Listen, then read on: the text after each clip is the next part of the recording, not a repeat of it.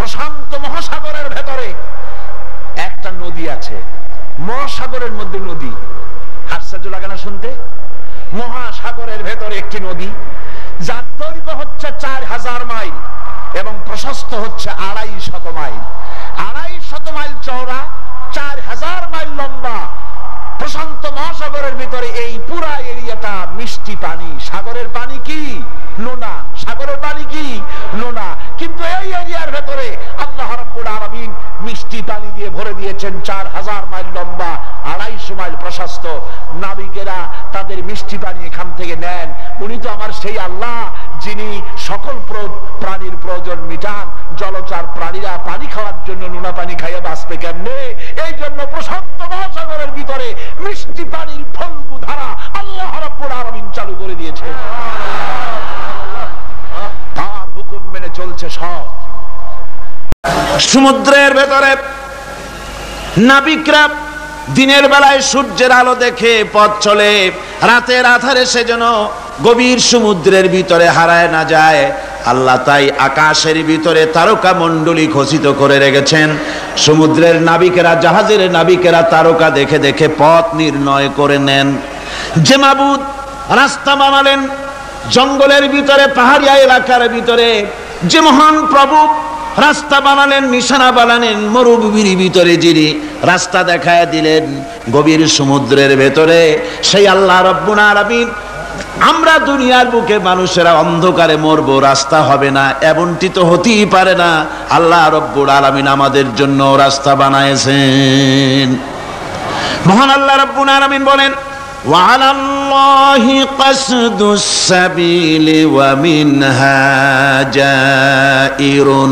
আল্লাহ পাক বলেন, সোজা রাস্তা, সোজা পথ বলে দেওয়ার দায়িত্ব আমি আল্লাহর। যেখানে রয়েছে অসংখ্য বাঁকা পথ, অসংখ্য বাঁকা পথ যেখানে, যে পৃথিবীতে, সেখানে সোজা রাস্তা বলে দেওয়ার দায়িত্বটা কার? জোরে বলেন কার? আল্লাহ শুধু সৃষ্টি করেন না, সৃষ্টি করেন, শিক্ষা দেন, পথ বলে দেন, পথটাও বাকি রাখেন না, পথটাও তিনি বলে দিয়ে দেন। হযরতে মূসা আলাইহিস সালামের কাছে ফেরাউন প্রশ্ন করলো, তুমি যে রবের দাবি করছো, যে একজন রব আছেন, সে রবের পরিচয় কি? তোমার সেই রব কে? হযরতে মূসা আলাইহিস সালাম যে জবাবটা দিলেন, কি সুন্দর জবাব! এক কথার ভিতরে সমস্ত কথা সন্নিবেশিত হয়ে গেছে। ফেরাউনের প্রশ্নের জবাবে রব কে, এ কথার জবাব দেওয়া যায়, হাজার হাজার পৃষ্ঠা লেখা যায়। রবকে, তার পরিচিতি। আমি যদি এখন শুধু রব শব্দের ব্যাখ্যা করি, তাফসীর করি, রাত শেষ হয়ে যেতে পারে, ইনশাআল্লাহ ব্যাখ্যা দেওয়া যাবে। কিন্তু মূসা আলাইহিস সালাম কি সুন্দর একটা জবাব দিয়া দিলেন। রবকে শোনো, রব্বুনাল্লাযী আ'তা কুল্লা শাইইন খালকাহু সুম্মা হাদা। রব হচ্ছেন সেই, আমার প্রভু হচ্ছেন তিনি, যিনি সমস্ত সৃষ্টিকে, সমস্ত মাখলুকাতকে যিনি সৃষ্টি করেছেন, আর সৃষ্টি করার পর তার চলার জন্য পথ তৈরি করে দিয়েছেন। তিনি হচ্ছেন আল্লাহ পাক, যিনি সৃষ্টি করেন আর পথের দিশা দেন। তিনি হচ্ছেন আল্লাহ পাক, তিনি হচ্ছেন রব। শুধু বানান না, বানাবার পরে তার প্রয়োজনটাও মিটায় দেন। আল্লাহ পাক সেই আল্লাহ বলছেন, খালাকাল ইনসানা আল্লামাহুল বায়ান। তিনি মানুষ সৃষ্টি করেছেন। আমি সম্ভবত দ্বিতীয় দিনে আপনাদেরকে বলেছিলাম,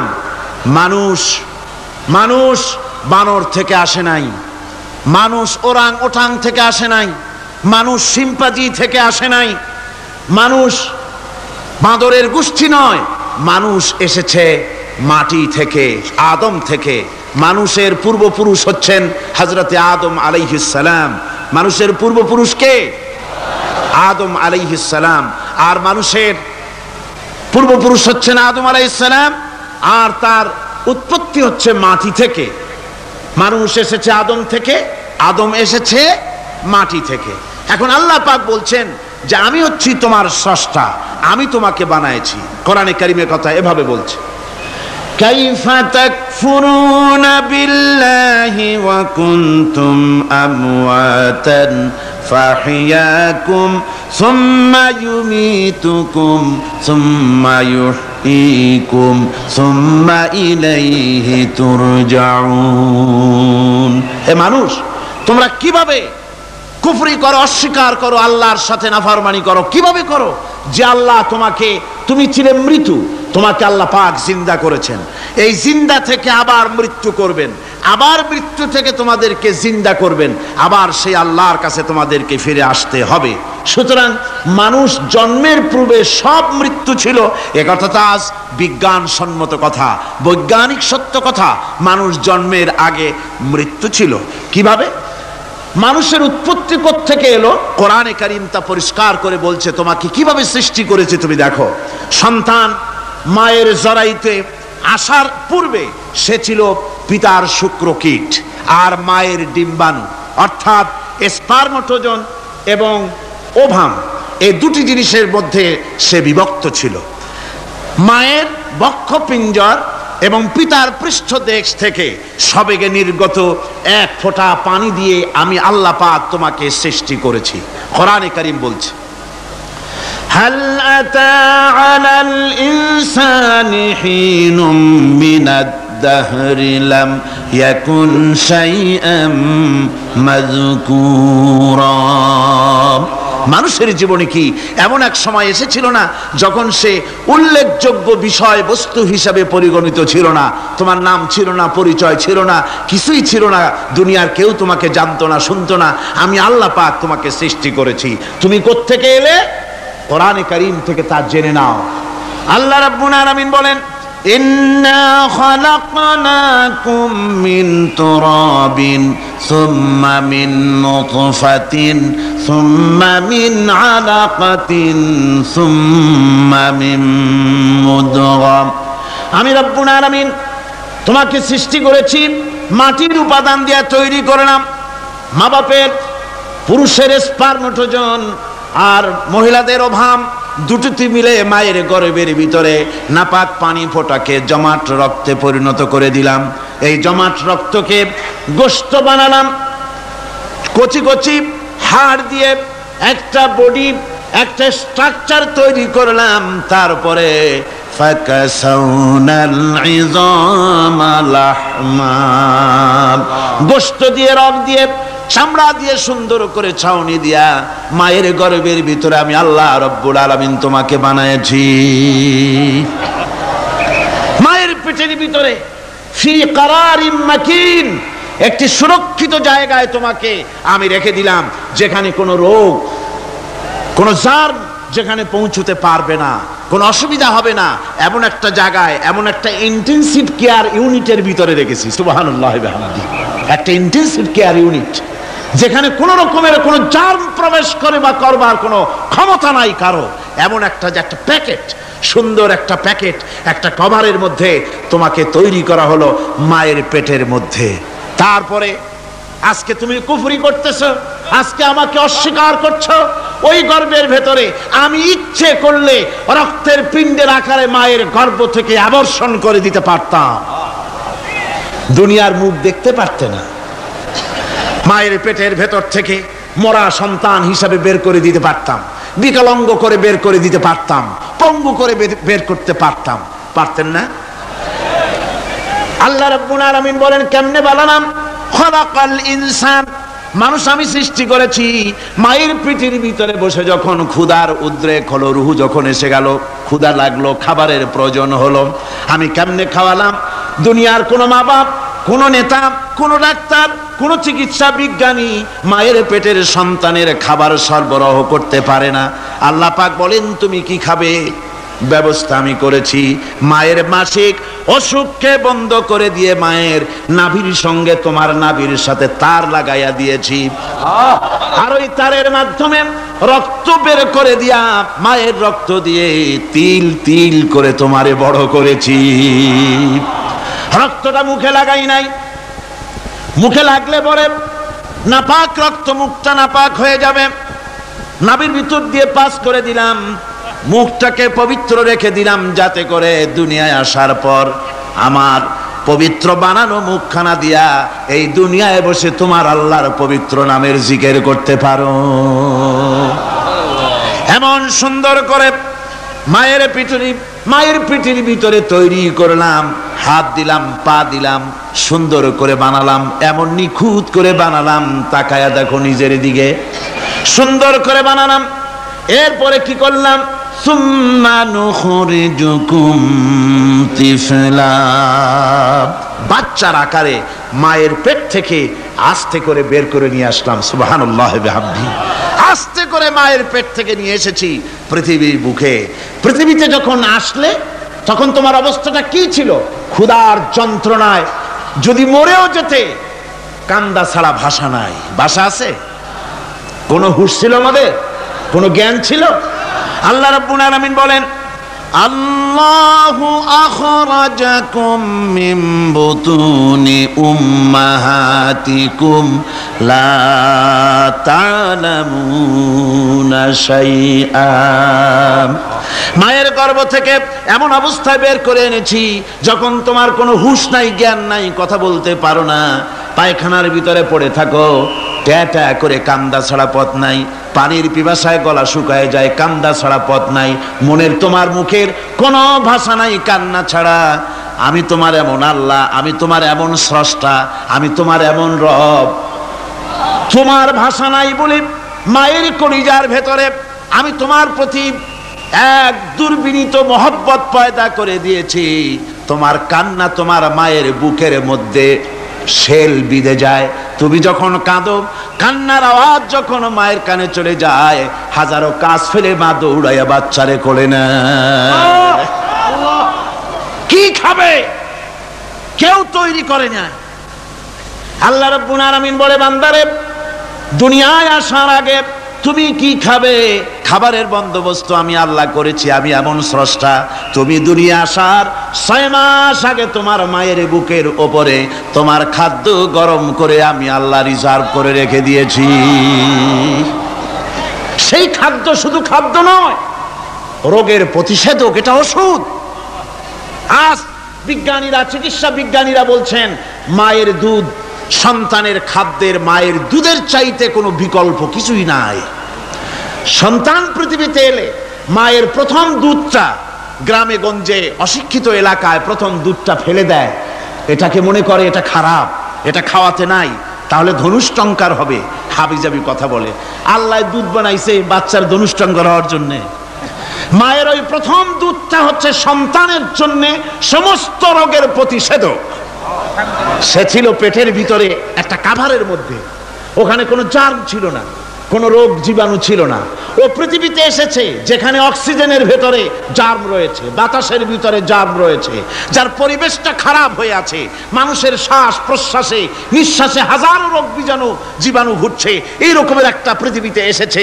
আসার পরে কচি স্বাস্থ্য, কচি শরীর, কচি হার্ট, কচি লাংস, সেটাকে প্রতিরোধ করবে কি করে? সেজন্য আল্লাহ পাক মায়ের দুধের ভিতরে সমস্ত রোগের প্রতিষেধক দিয়ে দিয়েছেন। সুবহানাল্লাহ। আজকের বিজ্ঞানীরা তা স্বীকার করেছেন। অনেক মা তার সন্তানকে দুধ দেন না, নিজের শরীর স্বাস্থ্য ভালো রাখার চিন্তা করে বাচ্চাকে দুধ খাওয়ান না। এটা অত্যন্ত নির্মম কাজ। বাচ্চাকে দুধ খাওয়ালে বাচ্চার সাথে মায়ের মহব্বত বাড়ে। ইউরোপে, আমেরিকায় মাকে মা বলে ডাকে না, বাপকে শ্রদ্ধা করে না, সম্মান করে না। তার কারণ সেখানে মায়েরা তার সন্তানদেরকে কোলে নেয় না, সন্তানদেরকে ফিডার খাওয়ায়। আর আমি নিজের চোখে দেখেছি, মায়েরা ইউরোপে, আমেরিকায় যখন শপিংয়ে আসে, তখন রাস্তায় যখন আসে, তখন ওই পুশ চেয়ারগুলিতে বাচ্চাকে শোয়াইয়া, বাচ্চা এভাবে পুশ চেয়ারে করে ঠেলে নিয়ে যায়, আর কুত্তার বাচ্চাগুলি কোলে করে ঘুরে বেড়ায়। কুত্তার বাচ্চা কোলে নেয়, নিজের বাচ্চা পুশ চেয়ারে করে ঠেলে। সেই জন্য মায়ের প্রতি সন্তানের মহব্বত হয় না, সন্তানেরও মায়ের প্রতি কোনো শ্রদ্ধা জাগে না। আল্লাহর কি ব্যবস্থা! মায়ের কলিজার মধ্যে মহব্বত পয়দা করে দিয়েছেন আল্লাহ পাক। মায়ের বুকের দুধের ভিতরে আল্লাহ রাব্বুল আলামিন, আল্লাহ পাক বলছেন, আমি মানুষ সৃষ্টি করেছি আর তার সমস্ত প্রয়োজন মিটিয়েছি, তার খাবারের সব প্রয়োজন মিটিয়ে দিয়েছি। দুধটাকে ঘন করি নাই, হজম করতে পারবে না বলে ওই দুধটা সামান্য পাতলা করে দিয়েছি। ওর ভিতরে সামান্য মিষ্টি দিয়েছি, দুধের বোটার ভিতরে একটা ছিদ্র দিলে চোষা মারলে পরে অনেকগুলি দুধ বেরিয়ে এসে গলাটা আটকে যেত, তোমার কচি কণ্ঠ গলা আটকে যেত, শ্বাস করতে পারতে না। এজন্য মায়ের স্তনের বোটার ভিতরে সূক্ষ্ম সূক্ষ্ম 32টা ছিদ্র করে আস্তে করে দুধ বার করে তোমার জীবন আমি বাঁচাইছি। খলাকাল ইনসান, মানুষ সৃষ্টি করেছি আমি আল্লাহ পাক। সুতরাং যে আল্লাহ পাক এ মানুষ সৃষ্টি করলেন আর মায়ের কলিজার ভিতরে মোহব্বত পয়দা করে দিলেন, সে আল্লাহ পাক বলছেন খবরদার ওই মাকেও যেন আবার ভুলে যেও না, মাকে সম্মান করে করো, মা বাপকে মোহব্বত করো, তাদেরকে শ্রদ্ধা করো। বউ পাইয়া সুন্দরী স্ত্রী পেয়ে মায়ের কথা ভুলে যেও না। অনেক সাহেব আছে মায়ের কথা ভুলে যায়, স্ত্রীর কথা অনুযায়ী মায়ের উপরে অত্যাচার করে, এরকমও বহুত আছে। আল্লাহ পাক বলছেন শোনো, وَقَضَى رَبُّكَ أَلَّا تَعْبُدُوا إِلَّا إِيَّاهُ وَبِالْوَالِدَيْنِ إِحْسَانًا। তোমার প্রভুর পক্ষ থেকে ফয়সালা হয়েছে, চূড়ান্ত সিদ্ধান্ত হয়ে গিয়েছে, আমি আল্লাহর ইবাদতের পর তোমার মা বাপের ইহসান করবে, খেদমত করবে, তাদের জন্য উপকার করবে, তাদেরকে ভালোবাসবে। আল্লাহ রাব্বুল আলামিন বলেন মা বাবার সঙ্গে কেমনে কথা বলবে, তাদের সাথে কিভাবে আচরণ করবে, আল্লাহ তাও শিখিয়ে দিয়েছেন। আল্লাহ পাক বলেন ওয়ালা তাকুল লাহুমা ওয়া কুল লাহুমা কাওলান কারীমা। মা বাবার সাথে সম্মানজনক কথা বলো। ওয়া কুল লাহুমা কাওলান কারীমা, সম্মানজনক কথা বলো, মাথায় ঝাঁকি দিয়ে রাগ করে চোখ মোটা করে কথা বলো না। তুমি সন্তান, তোমার জন্য সবচাইতে বড় পীর তোমার আব্বা তোমার আম্মা, ঠিক কিনা কন?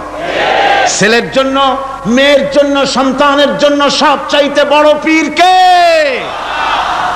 বাপ মা। এটা ভালো করে মনে রাখতে হবে। আপনার মৌলানা সাহেবদের দোয়া, পীর সাহেবদের দোয়া কবুল হতেও পারে, নাও হতে পারে, 50-50 সম্ভাবনাও আছে, আবার সম্ভাবনা নাই।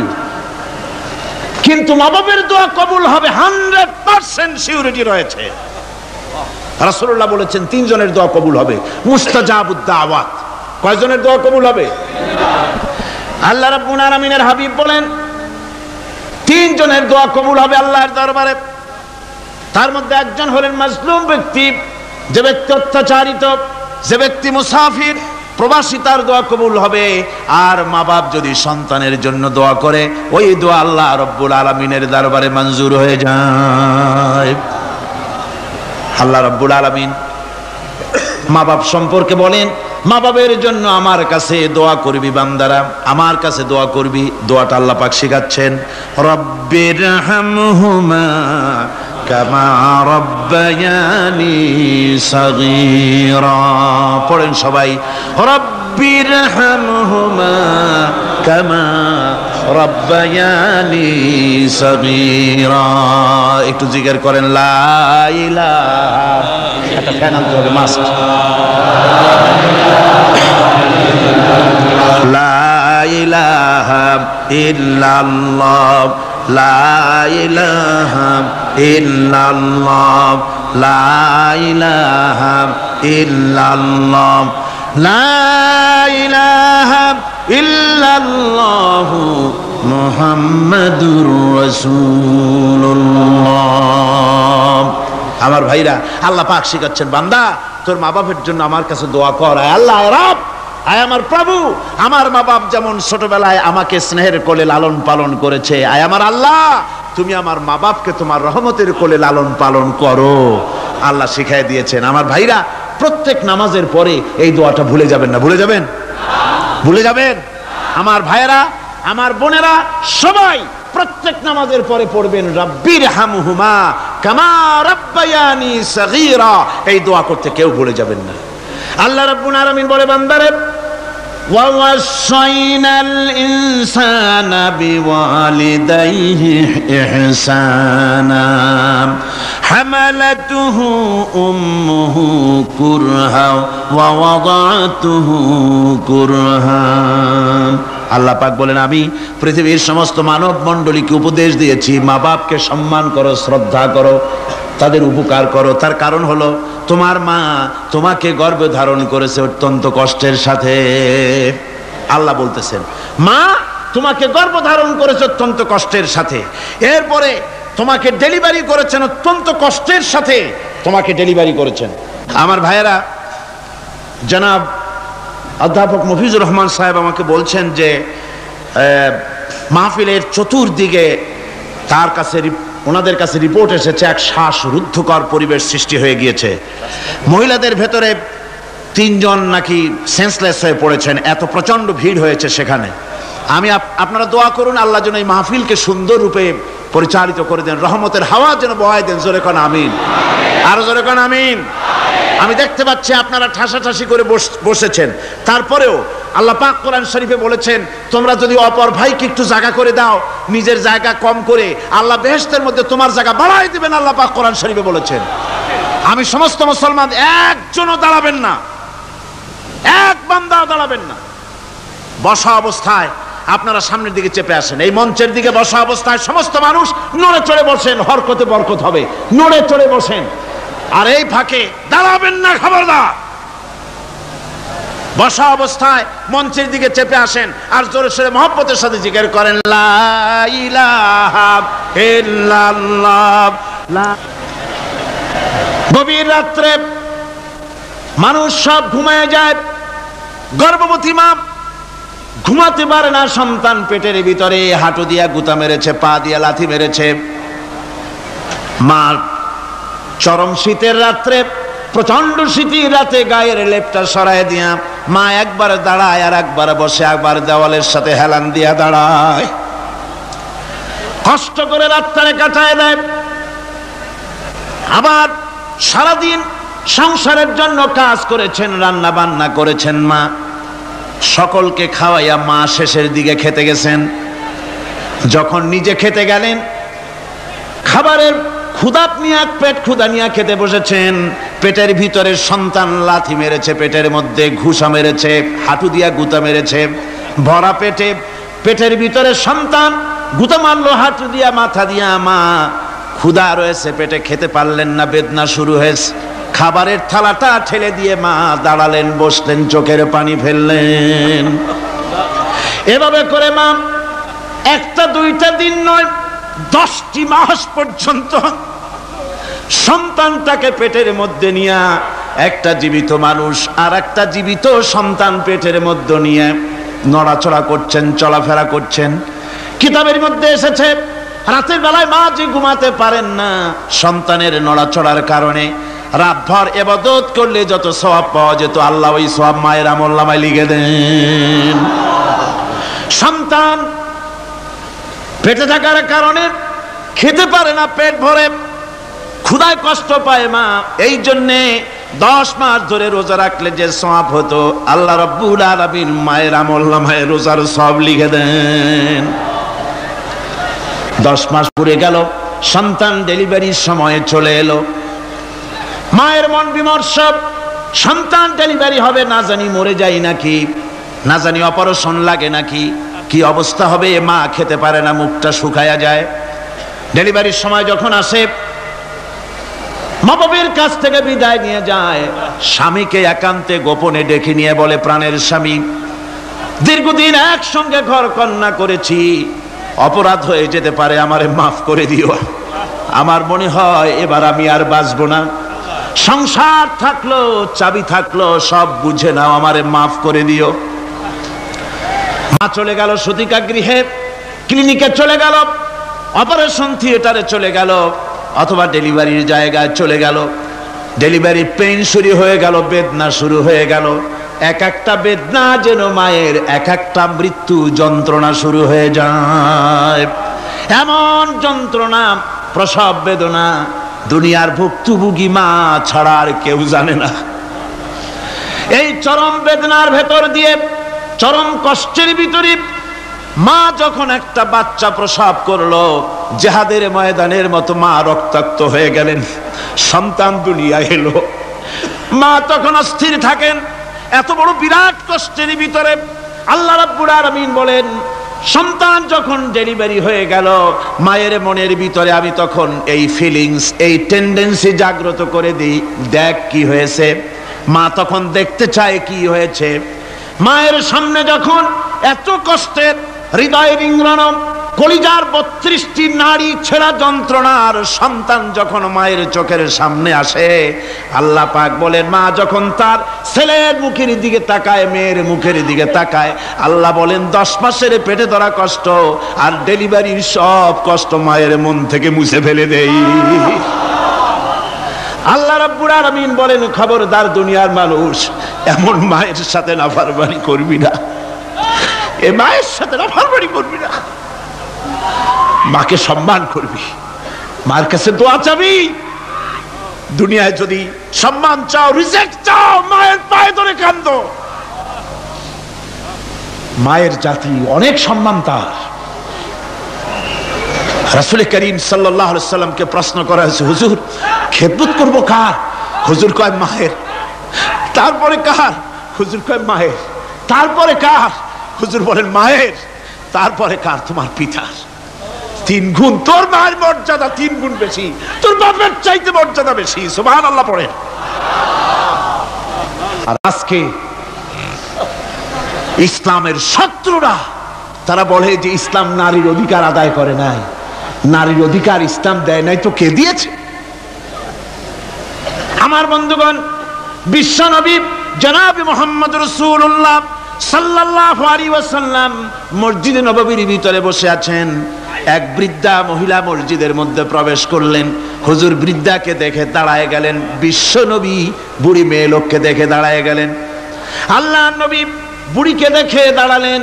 বুড়ি যখন কাছে এলেন, আল্লাহর নবী নিজের গায়ের চাদর বুড়ির জন্য বিছায়া দিলেন। বুড়ি বসলেন। এরপরে কথাবার্তা সারার পর বুড়ি যখন বিদায় হবেন, হুজুর আবার দাঁড়ালেন। বুড়ি মহিলা চলে গেলেন। সাহাবায়ে কেরাম বলেন, ইয়া রাসূলুল্লাহ, কিছুই বুঝলাম না, একজন বৃদ্ধা মহিলার জন্য বিশ্বনবী দাঁড়ান আর গায়ের চাদর বিছান, আমরা বড় আশ্চর্য হয়ে গেলাম। নবীজি বলেন, ও আমার সাহাবীরা, তোমরা জানো না, এই মহিলাকে চিনতে পারো নাই। আমি আমার মায়ের দুধ আমার জীবনে কিসমতে তেমন হয় নাই। আমি আমার মায়ের দুধ তেমন কিসমতে পাই নাই। যার বুকে দুধ খেয়ে, যার কোলে কাখে চড়ে আমি বড় হয়েছি, আমার সেই দুধ মা, ইনি হযরতে হালিমাতুস সাদিয়া, আমার সেই দুধ মা। রাসূলুল্লাহ নিজে সম্মান দিয়েছেন মায়ের। খবরদার মাকে অসম্মান করবেন না, মাকে সম্মান করবেন, মাকে শ্রদ্ধা করবেন। আমার বন্ধুগণ, আলেম ওলামা পীর বুজুর্গদের জন্য হাদিয়া তো দেন আপনারা, কোনো নিষেধ নাই, দেন। হাদিয়া দেওয়াও সুন্নত, নেওয়াও সুন্নত, দিবেন, আমি কোনো নিষেধ করি না। কিন্তু আমি বলতে চাই, পীর বুজুর্গদের কাছে, আলেম ওলামাদের কাছে হাদিয়া দিয়া আল্লাহরে যত না খুশি করতে পারবেন, এই ডালিম বেদানার মৌসুমে বেদানা একটা ভেঙে নিজ হাতে যদি মায়ের মুখে তুলে দেন, আল্লাহর আরশ খুশি হয়ে যাবে, আল্লাহর আরশে আজিম খুশি হয়ে যাবে, আল্লাহ পাক খুশি হয়ে যাবেন। মায়ের খাওয়াও, বাপকে খাওয়াও, তোমার সবচেয়ে বড় পীর তিনি। সুবহানাল্লাহ পড়ে, সুবহানাল্লাহ। মা বাপ যদি একটু দোয়া করে দেয়, তোমার জিন্দেগির কাম শেষ। একটু বদদোয়া করলে জাহান্নামে যাবা। কোন পীর সাহেব বদদোয়া করলে জাহান্নামে যাবে এমন কথা নয়। কোন মাওলানা বদদোয়া করলে দোজখে যাবে এমন কথা নয়। রাসূল বলেছেন, হুমা জান্নাতুকা ওয়া নারুকা।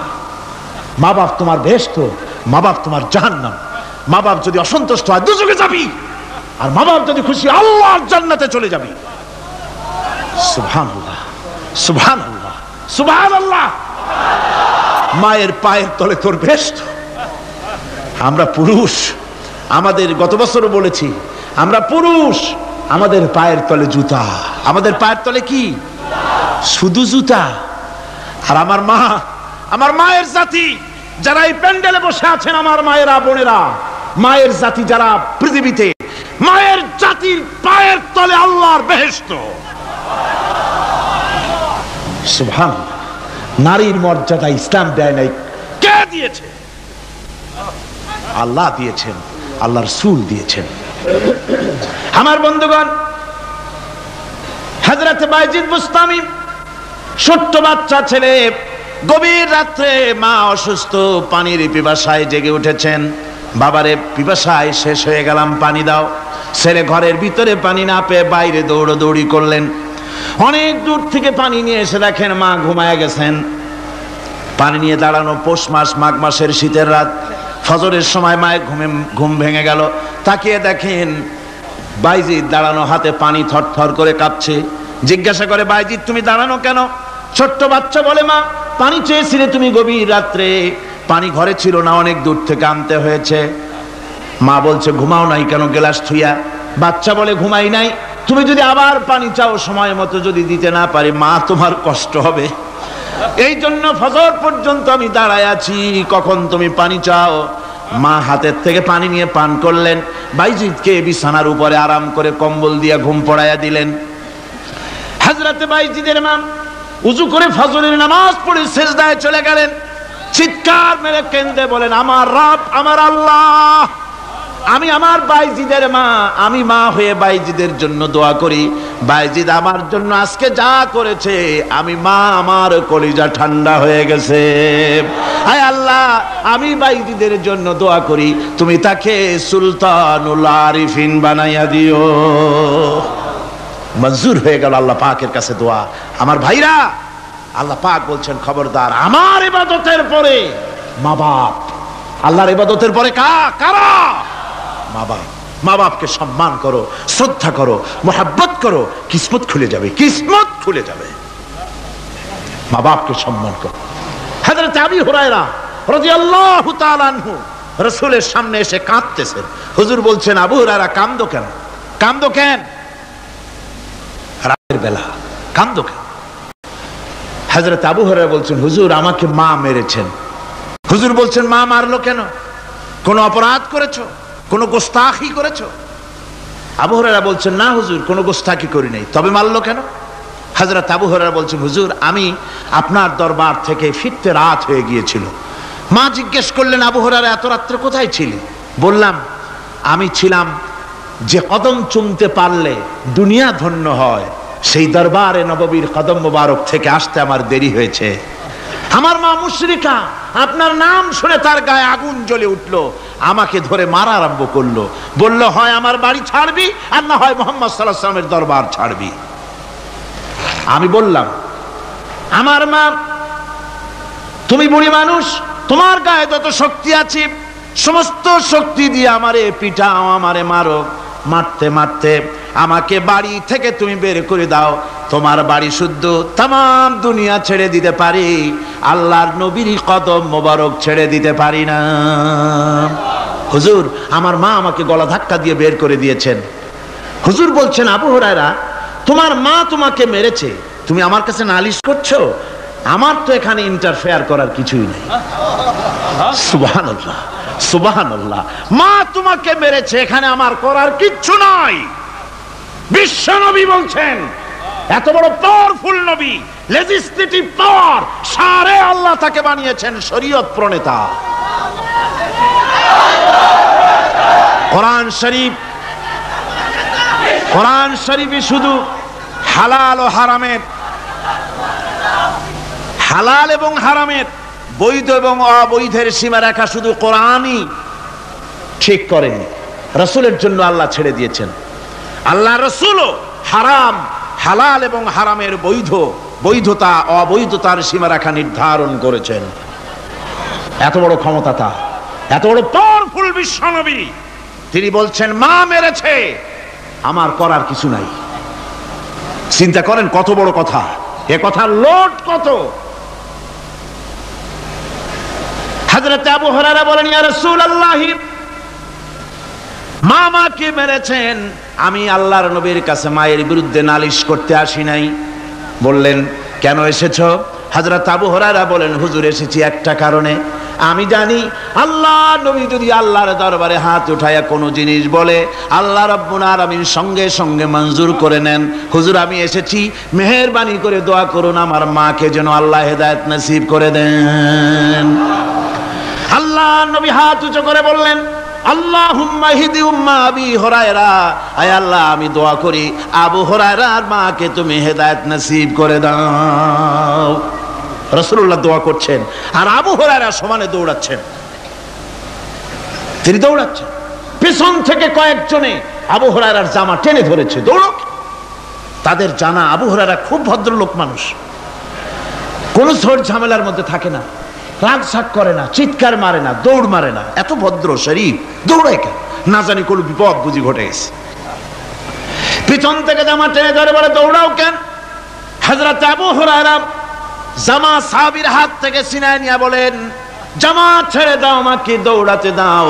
আমি দৌড়াইয়া বাড়ি যে দেখতে চাই, আমি দৌড়াইয়া আগে আমার বাড়ি পৌঁছতে পারলাম না, আমি যাওয়ার আগে আমার আল্লাহর নবীর দোয়া আমার বাড়ি পৌঁছে গেছে, আমি এইটা দেখতে চাই। হযরত আবু হুরায়রা বাড়িতে গিয়ে দরজা নক করলেন, ভেতর থেকে আওয়াজ এলো, কে? হযরত আবু হুরায়রা বলেন, মা আমি তোমার আবু হুরায়রা ফিরে এসেছি। মা বলছেন, বাবা অপেক্ষা করো, দরজা খুলতেছি। হযরত আবু হুরায়রা বলেন, মায়ের গলার আওয়াজের ভিতরে শিরকিয়াতের কর্কশতা পেলাম না, মায়ের গলার আওয়াজের ভিতরে তাওহীদের গন্ধ পেলাম। আমার মনে হলো নবীর নিক্ষিপ্ত তীর তার নিশানায় পৌঁছে গেছে। কিছুক্ষণ পর মা আমার বেরিয়ে এলেন, মাথা থেকে চুলের থেকে বুড়ি মানুষ, সাদা চুলের ভিতর থেকে পানি পড়তেছে। মা বলল, বাবারে তোমারে মারার পর আমি বড় অনুতপ্ত হয়েছি, অনুশোচনা করেছি, আমি গোসল করেছি, মনে মনে ভাবলাম আমার ছেলে তো কোনো খারাপ জায়গায় যায় নাই, কেন তারে মারলাম? আমি বড় লজ্জায় পড়েছি তোমারে মেরে। ও আমার আবু হুরায়রা, আমি গোসল করেছি, পবিত্র হয়ে গেছি, জলদি করে আমাকে নিয়ে চলো বিশ্ব নবী জনাবে মুহাম্মদুর রাসূলুল্লাহর দরবারে। হযরত আবু হুরায়রার মা ঘোষণা করলেন, আশহাদু আল্লা ইলাহা ইল্লাল্লাহু ওয়াহদাহু লা শারীকা লাহু ওয়া আশহাদু আন্না মুহাম্মাদান আবদুহু ওয়া রাসূলুহু। আমার ভাইরা, মা বাপ সবচেয়ে সম্মানের জিনিস। আল্লাহর ইবাদতের পরই মা বাপের খেদমত করতে হবে। আল্লাহ পাক বলছেন, বান্দারে দেখ, মায়ের পেট থেকে আনলাম, মায়ের বুকের মধ্যে মহব্বত পয়দা করলাম, এত মহব্বত দিলাম তোর উপরে, যে কোনো বিদেশে যান, যেখানে যান, বাড়িতে ফিরলে পরে সকলে ছেলে মেয়ে ভাই বোন সবাই দেখবে সুটকেসে আমার জন্য আনছে কি, সবাই চিন্তা করবে আমার জন্য কি এনেছে। একমাত্র মা সন্তানের মুখের দিকে তাকাবে কখন খাইছে সে। সুবহানাল্লাহ, সুবহানাল্লাহ, আমার বাসার মুখখানা শুকনা, তুই বুঝি আজকে কিছু খাইস নাই। বিদেশে যেসব সন্তান থাকে, মা কাটা কবুতরের মতো ছটফট করে।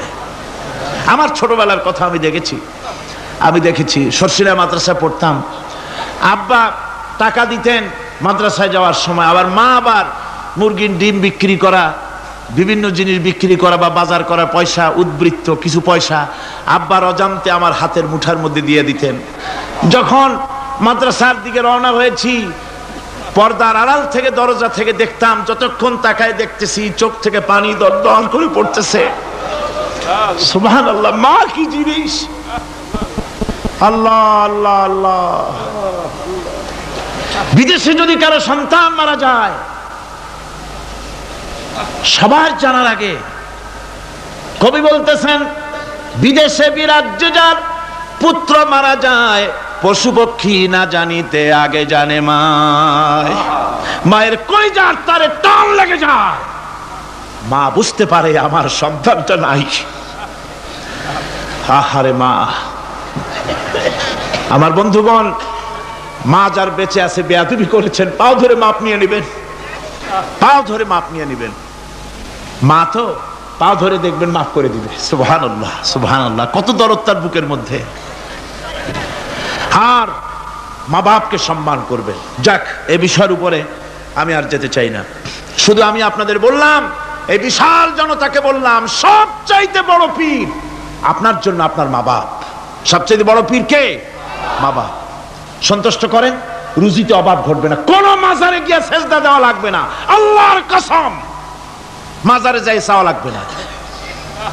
মা বাপের মা বাপকে খেদমত করেন, মা বাপকে খুশি করেন, মা বাপকে খাওয়ান, হাদিয়া দেন, মা বাপ খুশি, রুজিতে বরকত হবে, ব্যবসায় বরকত হবে, ঋণগ্রস্ত থাকবেন না, সম্মান আল্লাহ বাড়ায় দিবেন। সুবহানাল্লাহ বিহামদি, রাসূলুল্লাহর হাদিস। এই জন্য আমি অনুরোধ করব, মা বাপকে সম্মান করবেন। আল্লাহ পাক বলছেন, খালাকাল ইনসানা আল্লামাহুল বায়ান, আমি মানুষকে সৃষ্টি করেছি। কেমনে সৃষ্টি করলাম তা তো এতক্ষণ বললাম। এইভাবে করে মানুষ সৃষ্টি করেছি। দেখো তোমার নিজের দিকে তাকাও। ফালয়ানজুরিল ইনসানু মিম্মা খুলিক, কিভাবে মানুষ তোমাকে সৃষ্টি করা হলো, একবার তাকায় দেখো তোমার শরীরের দিকে, একটু তাকায় দেখো তো কেমনে আমি বানাইলাম, কিভাবে তৈরি করলাম, লক্ষ্য করো। এই যে মাথা, এই মাথাটার ভিতরে আছে কি? মগজ, ব্রেইন। বিজ্ঞানীরা বলেছেন এতে 1000 মিলিয়ন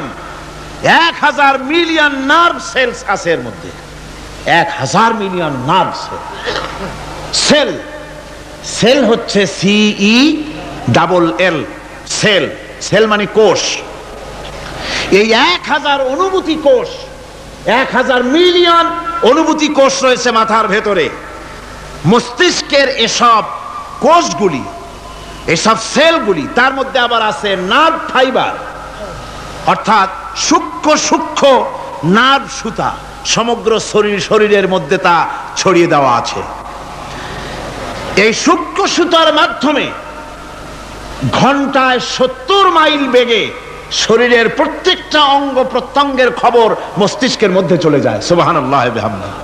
আপনার পায়ে যদি কাটা ফোটে, শরীরে যদি ব্যথা লাগে, ঘন্টায় 70 মাইল বেগে সূক্ষ্ম সূক্ষ্ম যে তারগুলি আল্লাহ দিয়েছেন, ওই তারের মাধ্যমে আপনার মাথায় চলে যায়। মস্তিষ্কে গেলে পরে তড়িৎ গতিতে সিদ্ধান্ত হয় কাটা তুলতে হবে, অথবা একটা সাপ দেখেছেন, সাপ প্রথম চোখ দিয়ে দেখলেন, চোখ, এই চোখের ভিতরে আপনার 130 মিলিয়ন লাইট রিসেপ্টর আছে, অর্থাৎ বিভিন্ন দৃশ্যকে, ছবিকে ক্যাচ করার মতো 130 মিলিয়ন লাইট রিসেপ্টর গ্রহণযোগ্য মেশিন রয়েছে চোখের ভিতরে।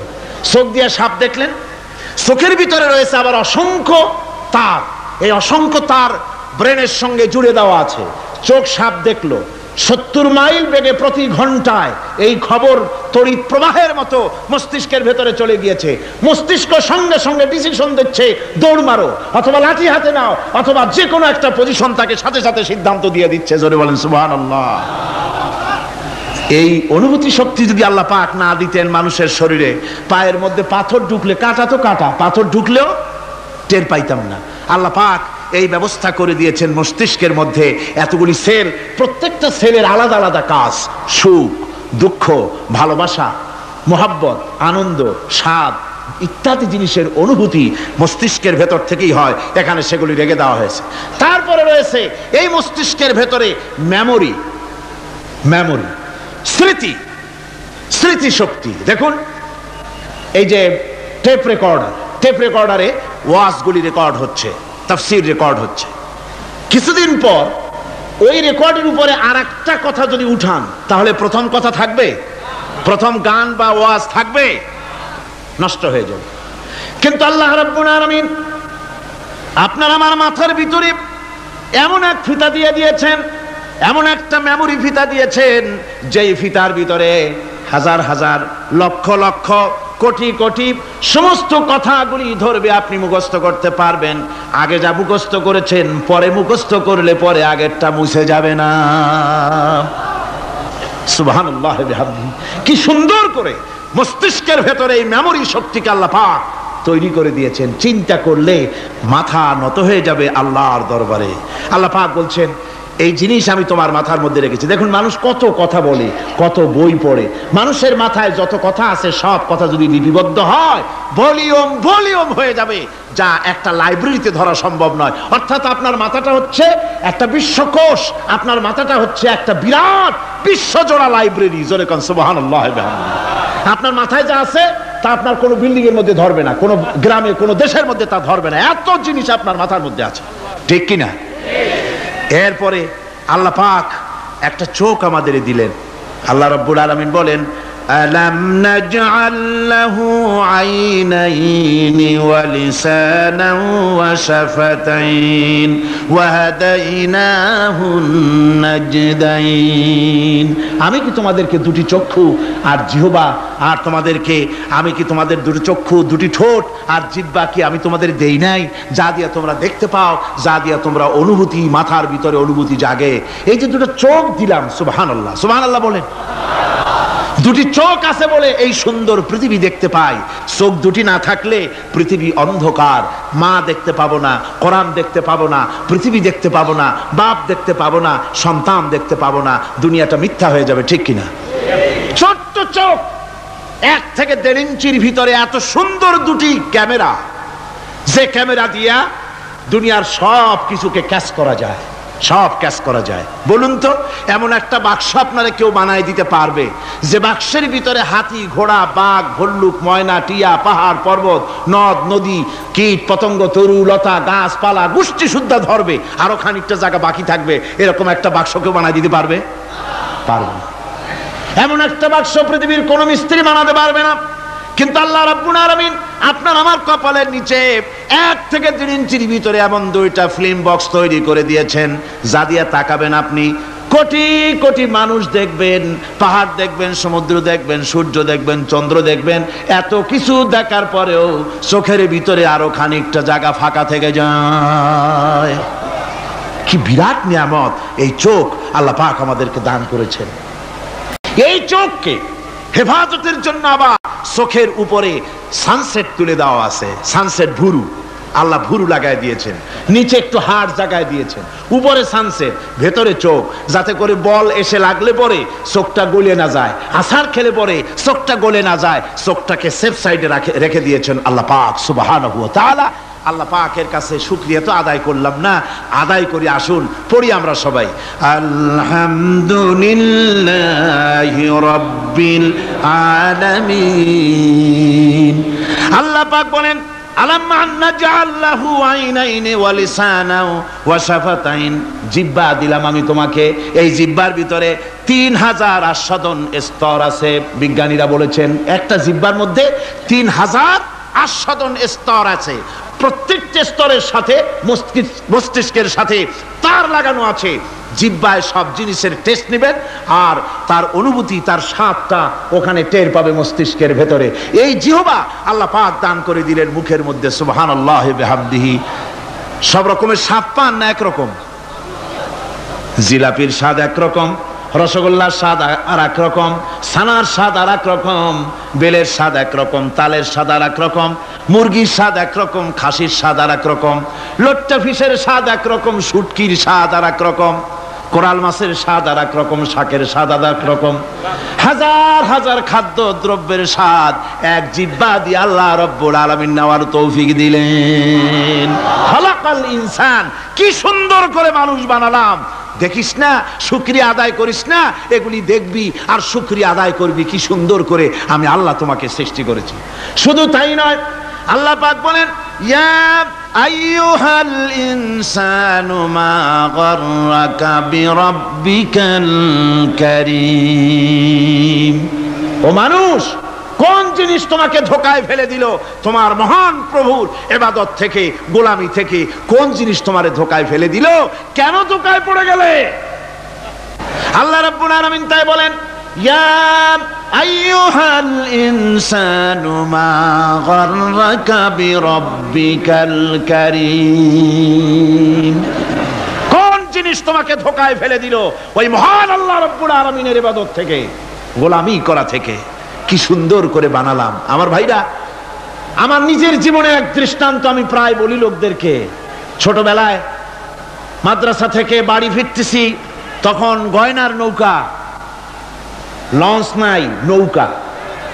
সেই নৌকা বিরাট লম্বা নৌকা, 4-5 জনে দাঁড় বায়, বড় বড় লম্বা লম্বা দাঁড়, ছিপ নৌকা, খুব লম্বা নৌকা। এই নৌকাগুলি প্যাসেঞ্জার বহন করে। স্টেশন আসতে পরে ঢোল পিঠায়, মানুষ এসে ওঠে। রাতের বেলায় চলতে হয়, রাতেই এগুলো চলতো বেশি, আজকাল এগুলি আর নাই।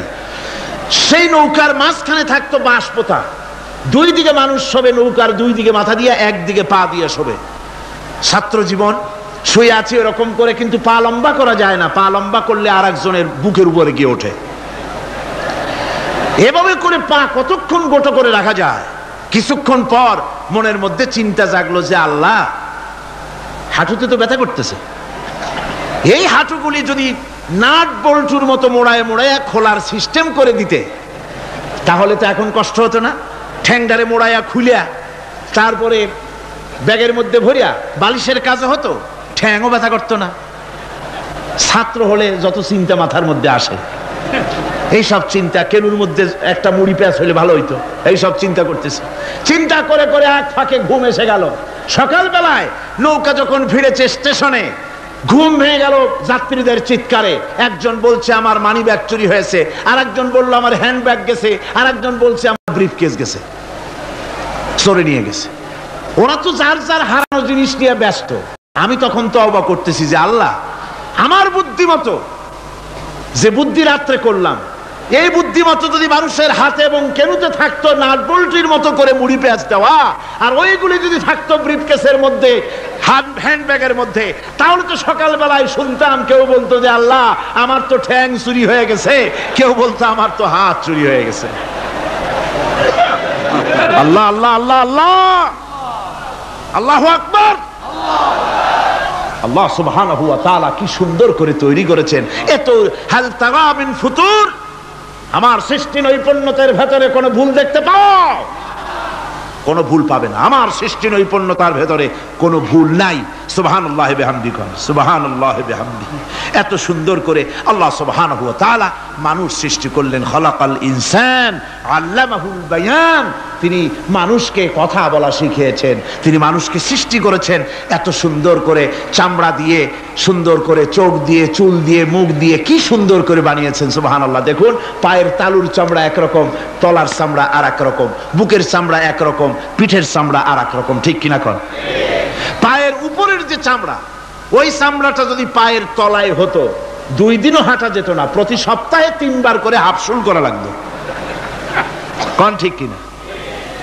আল্লাহ সুবহানাহু ওয়া তাআলা যেখানে যেটা দরকার তাই দিয়েছেন। আর ওরা বলে কি, কয় যে আল্লাহ নাই, দেয়ার ইজ নো গড। ছাগল কোথাকার।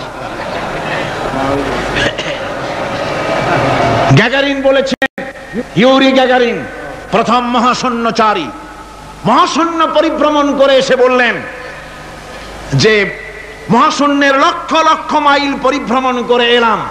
মহাশূন্যে হিন্দুরা যাকে ভগবান বলে, খ্রিস্টান যাকে গড বলে, মুসলমানেরা যারা আল্লাহ বলে, এই লক্ষ লক্ষ মাইলের কোন জায়গায় অস্তিত্ব দেখলাম। কিসের আল্লাহ, কিসের গড? নাউযুবিল্লাহি মিন যালিক। কত বড় ছাগল! তুমি দেখ আল্লাহ রে, তুমি তো নিজের শরীরই নিজে দেখো না। আমরা কি আমাদের নিজের শরীরটা দেখি? আয়নার সাহায্য ছাড়া ঘাড়টা কেমন, হিপটা কেমন, ব্যাকটা কেমন, পেছনের উরুটা দেখতে কেমন, আজ পর্যন্ত আয়নার সাহায্য ছাড়া দেখতে পারি নাই। নিজের শরীরটাই দেখতে পারি নাই, আর এই শরীরের স্রষ্টাকে দেখতে চাই। সাহস তো কম না পাগলের। আল্লাহ সুবহানাহু ওয়া তাআলা তিনি মানুষকে সৃষ্টি করেছেন, কত সুন্দর করে তিনি বানিয়েছেন। একবার লক্ষ্য করে দেখো, শুকরিয়া আসবে আল্লাহর দরবারে, মাথা নত হয়ে আসবে। কি সুন্দর করে আল্লাহ পাক বানিয়েছেন। মানুষের শরীরে কিডনি লাগবে 2টি, কিডনি লাগবে 1টা। কিডনি কি? কিডনি হচ্ছে আপনার পেশাবকে ছেঁকে বের করে দেয়, একটা দারুণ জিনিস আপনার শরীরের জন্য। কিডনি যদি ইনঅ্যাক্টিভ হয়ে যায়, হাত পায়ে পানি এসে হাত পা ফুলে আপনি মৃত্যুর দিকে এগোতে থাকবেন। এই কিডনি, এই ছাকনি মাত্র 1টা হলে চলে, কিন্তু আল্লাহ পাক ছাকনি, এই কিডনি দিয়েছেন 2টো। কটা দিলেন? 2টো। একটা যদি কখনো ডিসঅর্ডার হয়ে যায়, আর একটা দিয়ে যেন আমার বান্দা কাজ চালায় নিতে পারে। সুবহানাল্লাহ বিহামদিহি, সুবহানাল্লাহ। চোখ তো একটা হলেও হয়, কিন্তু আল্লাহ চোখ দিলেন 2টো। কটা দিয়েছেন? 2টো চোখ দিয়েছেন, 2টো কান দিয়েছেন। আমি অবাক হয়ে গিয়েছি যখন আমার ছেলের চিকিৎসা চলতেছিল সিঙ্গাপুর মাউন্ট এলিজাবেথ হসপিটালে। 7টা অপারেশন হয়েছে। আমার ছেলে কারিবুল মত, একেবারে মৃত্যুর দুয়ারে চলে গিয়েছিল। 7টি অপারেশন, 40 ব্যাগ রক্ত লেগেছে। 2.5 ফিট তার ইন্টেস্টাইন কেটে ফেলেছে, 2.5 ফিট খাদ্য নালী কেটে ফেলে দিয়েছে। আমি ডাক্তারকে জিজ্ঞেস করলাম, সার্জনকে, 2.5 ফিট তার খাদ্য নালী তুমি কেটে ফেললে, তা আমার এই ছেলে খেয়ে হজম করবে কি করে? তার খাওয়াটাও প্রবলেম হবে না? ডাক্তার আমাকে যা বলল, শোনা মাত্র আমার চোখে পানি এসে গেল। ডাক্তার বলল, তুমি জানো না, আমি তো মাত্র 2.5 ফিট কেটেছি। তোমার স্রষ্টা, এই পৃথিবীর স্রষ্টা মানুষ যিনি সৃষ্টি করেছেন, প্রত্যেক মানুষের পেটের ভিতরে এই খাদ্য নালীকে রব্বুল আলামিন 22 ফিট লম্বা করেছেন। 22 ফিট লম্বা আছে এটা। আমি তো মাত্র 2.5 ফিট কেটেছি। কোন প্রয়োজনে যদি কাটতে কাটতে আরো কাটা হয়, 10 ফিটও কাটা হয়, কষ্ট হবে না। সুবহানাল্লাহ বিহামদিহি। তার শ্বাস নেওয়ার জন্য, প্রশ্বাস নেওয়ার জন্য কি ব্যবস্থা আল্লাহ পাক করেছেন। হার্ট, মানুষের হার্ট বিট হচ্ছে, এটাকে হার্ট বিট যেটা হয়, সংকোচন সম্প্রসারণ। এই যে মানুষ, ডাক্তাররা বলে রোগী হার্ট অ্যাটাক করেছে, হার্ট অ্যাটাক করেছে। হার্ট অ্যাটাক করলো, অ্যাটাকটা কি? অ্যাটাকটা হচ্ছে সংকোচন সম্প্রসারণ, সংকোচন সম্প্রসারণ, এরকম হচ্ছে। ফট করে এটা অ্যাটাক করলো, আর যদি ছেড়ে না দেয়, এটাই অ্যাটাক করা, এটাই তার জীবনটা শেষ হয়ে যাওয়া। ডাক্তাররা বলেছেন যে মানুষের শরীরের সবকিছু চিন্তা করে, গবেষণা করে বহুত কিছু বুঝেছি, কিন্তু হার্টটা এরকম পাঞ্চিং কেন করে, এই জিনিস আজও পর্যন্ত আমাদের মাথায় ঢোকে নাই। সুবহানাল্লাহ বিহামদিহি। আল্লাহ পাক কি সুন্দর করে এই পাঞ্চিং এর মাধ্যমে, হার্ট যেভাবে করতেছে, এই পাঞ্চিং এর মাধ্যমে সমস্ত শরীরের রক্তগুলি পা থেকে শুরু করে মাথা পর্যন্ত সব ছড়িয়ে দেওয়া হচ্ছে, এভাবে ছড়িয়ে দেওয়া হচ্ছে, যাতে করে মানুষ জীবিত থাকে, শরীরের রক্ত গরম থাকে, হিম শীতল হয়ে মানুষ যেন মারা না যায়। এই জন্য আল্লাহ সুবহানাহু ওয়া তাআলা এত সুন্দর ব্যবস্থা করেছেন। এক সময় আঘাত পেয়ে অনেকগুলি রক্ত যদি পড়ে যায়, মানুষ রক্ত শূন্যতায় মরবে না, আবার খানিকটা রক্ত রিজার্ভও থাকে, আল্লাহ পাক রিজার্ভ করে রাখেন। স্পঞ্জের ভিতরে পানি থাকলে উপর থেকে টের পাওয়া যায়, ওরকম খানিকটা রক্ত আল্লাহ শরীরের ভিতরে রিজার্ভ করে গেছেন। এই জন্য বড় বড় ডাক্তাররা, বড় বড় ডাক্তার, বড় বড় বিজ্ঞানী কখনোই নাস্তিক হয় না। এই সব দৃশ্য দেখে তারা মনে করে নিশ্চয়ই একজন কেউ আছেন যিনি এগুলি তৈরি করেছেন, এগুলি এমনে এমনে হয় নাই। যিনি তৈরি করেছেন তিনি কে? তিনি হচ্ছেন আল্লাহ সুবহানাহু ওয়া তাআলা। তিনি এগুলি সৃষ্টি করেছেন, তিনি এগুলি তৈরি করেছেন। ওই আল্লাহ পাকের কাছেই আমাদের সকলকেই ফিরে যেতে হবে। আল্লাহ রাব্বুল আলামিন তিনি বলছেন, আমি মানুষ সৃষ্টি করেছি, খালাকাল ইনসানা আল্লামাহুল বায়ান। মানুষ সৃষ্টি করেছি, শুধু মানুষকে সৃষ্টি করি নাই, আমি আবার তার জোড়াও তৈরি করে দিয়েছি। মানুষ একা একা না, পৃথিবীতে সব জোড়ায় জোড়ায় তৈরি করেছি। উদ্ভিদের মধ্যে জোড়া তৈরি করেছি, প্রাণী জগতের মধ্যে জোড়া তৈরি করেছি। এই দুনিয়ার ভিতরে যা কিছু আছে, উদ্ভিদ হোক আর মানুষ হোক, প্রাণী জগৎ হোক, সবগুলিকে আমি আল্লাহ জোড়া বানাইছি, জোড়ায় জোড়ায় নর এবং নারী সবগুলির মধ্যে করে দিয়েছি। ওয়া মিন আয়াতিহি أم خلق لكم من أنفسكم أزواجا لتسكنوا إليها وجعل بينكم مودة ورحمة। আল্লাহ রাব্বুল আলামিন বলেন, আমার অগণিত নিদর্শনের ভিতরে এটাও একটি নিদর্শন যে আমি তোমাদের থেকে তোমাদের জোড়া তৈরি করেছি, তোমাদের স্ত্রীদেরকে তৈরি করেছি, যাতে করে তোমরা তাদের কাছে শান্তি পাও। আর তোমাদের মধ্যে ভালোবাসা সৃষ্টি করেছি, মহব্বত সৃষ্টি করে দিয়েছি। আর পরিণত বয়সে এই মহব্বতকে আমি আল্লাহ করুণার সহৃদয়তায় পরিণত করে দেই। তোমার থেকে তোমার জোড়া নারী সৃষ্টি করেছি, স্ত্রী। সেই স্ত্রীর কাছে তুমি তোমার স্বস্তি শান্তি ফিরে পাবে। আর যখন বৃদ্ধ হয়ে যাবে, তখন এই ভালোবাসাটা আমি করুণা আর মহব্বতের মধ্যে পয়দা করে দেই। এর দ্বারা এই ভালোবাসা এবং মহব্বতের মাধ্যমে সন্তান সন্ততি পৃথিবীতে আসে, নাতি আসে, পৌত্র আসে, পৌত্রী আসে, এভাবে করে আত্মীয় স্বজন পরিবেষ্টিত অবস্থায় দুনিয়ায় মানব বংশ আমি এভাবে করে বৃদ্ধি করি। আর এরপরে মানব সৃষ্টি করে মানুষকে এক পরিবেশ সৃষ্টি করে দিয়ে তাকে কথা বলারও আমি ভাষা শিখিয়েছি। আল্লামাহুল বায়ান, মানুষকে আমি কি শিক্ষা দিয়েছি? কথা বলতে আমি শিক্ষা দিয়েছি। কথা বলার কারণেই মানুষ মানুষ, আর কথা বলতে পারে না বলে মানুষের সাথে পশুর সাথে এই বিরাট পার্থক্য। পশু কথা বলতে পারে না, মানুষ কথা বলতে পারে। কথা বলা হচ্ছে মানুষের একটা বিশেষ বৈশিষ্ট্য। আরে বায়ান শব্দের অর্থ শুধু কথা নয়, বায়ান শব্দের অর্থ হচ্ছে চেতনা, বুদ্ধি, অনুভূতি, প্রজ্ঞা, মেধা, চিন্তা, বিবেচনা, ইচ্ছা শক্তি, প্রতিরোধ শক্তি, এ সবগুলি বায়ানের ভিতরে সীমাবদ্ধ। যে আমি বায়ান শিক্ষা দিয়েছি, তার মানে এতগুলি জিনিস আমি তোমার মধ্যে আমি সৃষ্টি করে দিয়েছি মানুষের মধ্যে। এরপরে এ বায়ান একটি শিক্ষা। শিক্ষা বলতে বুঝায়, এই শিক্ষাটা আল্লাহ সবাইকে দিয়েছেন। মাছ সাঁতার কাটতে পারবে, পাখি আকাশে উঠতে পারবে, পাখিকে আল্লাহ ওড়ার ক্ষমতা দিয়েছেন। মুরগির বাচ্চা ডিমের থেকে বের করে পানির মধ্যে ছেড়ে দিবেন, ও সাঁতার কাটতে পারবে না। আপনি আমারে কোন মুরগির ডিমের ভিতরে মুরগির বাচ্চা, হাঁসের ডিমের ভিতরে হাঁসের বাচ্চা, সে কি করে বোঝে ডিমের কোন অংশ পাতলা, সেই অংশটা সে অপারেশন শুরু করে দেয়। সে কিন্তু সব জায়গায় ঠোকায় না। ওই ডিমের পর্দার ভিতরে একটা অংশ আছে পাতলা, সামান্য পাতলা, সেই পাতলা অংশ সে ঠুক করে একটুখানি অপারেশন করে, পর্দাটা ফেটে যায়, সেখান থেকে সে বেরিয়ে আসে। কে শিখালো যে এই জায়গায় ঠুক করে আওয়াজ কর, বেরোতে পারবি? কে শিখালো? আল্লাহ পাক শিক্ষা দিয়েছেন। এটা বায়ানের অন্তর্গত। মানুষকে দিয়েছেন বায়ান, ওকে দিয়েছেন শিক্ষা। হাঁসের বাচ্চা পানির ভিতরে ছেড়ে দিলে ওকে সাঁতার কাটতে হবে, কে শিখালো? আল্লাহ পাক।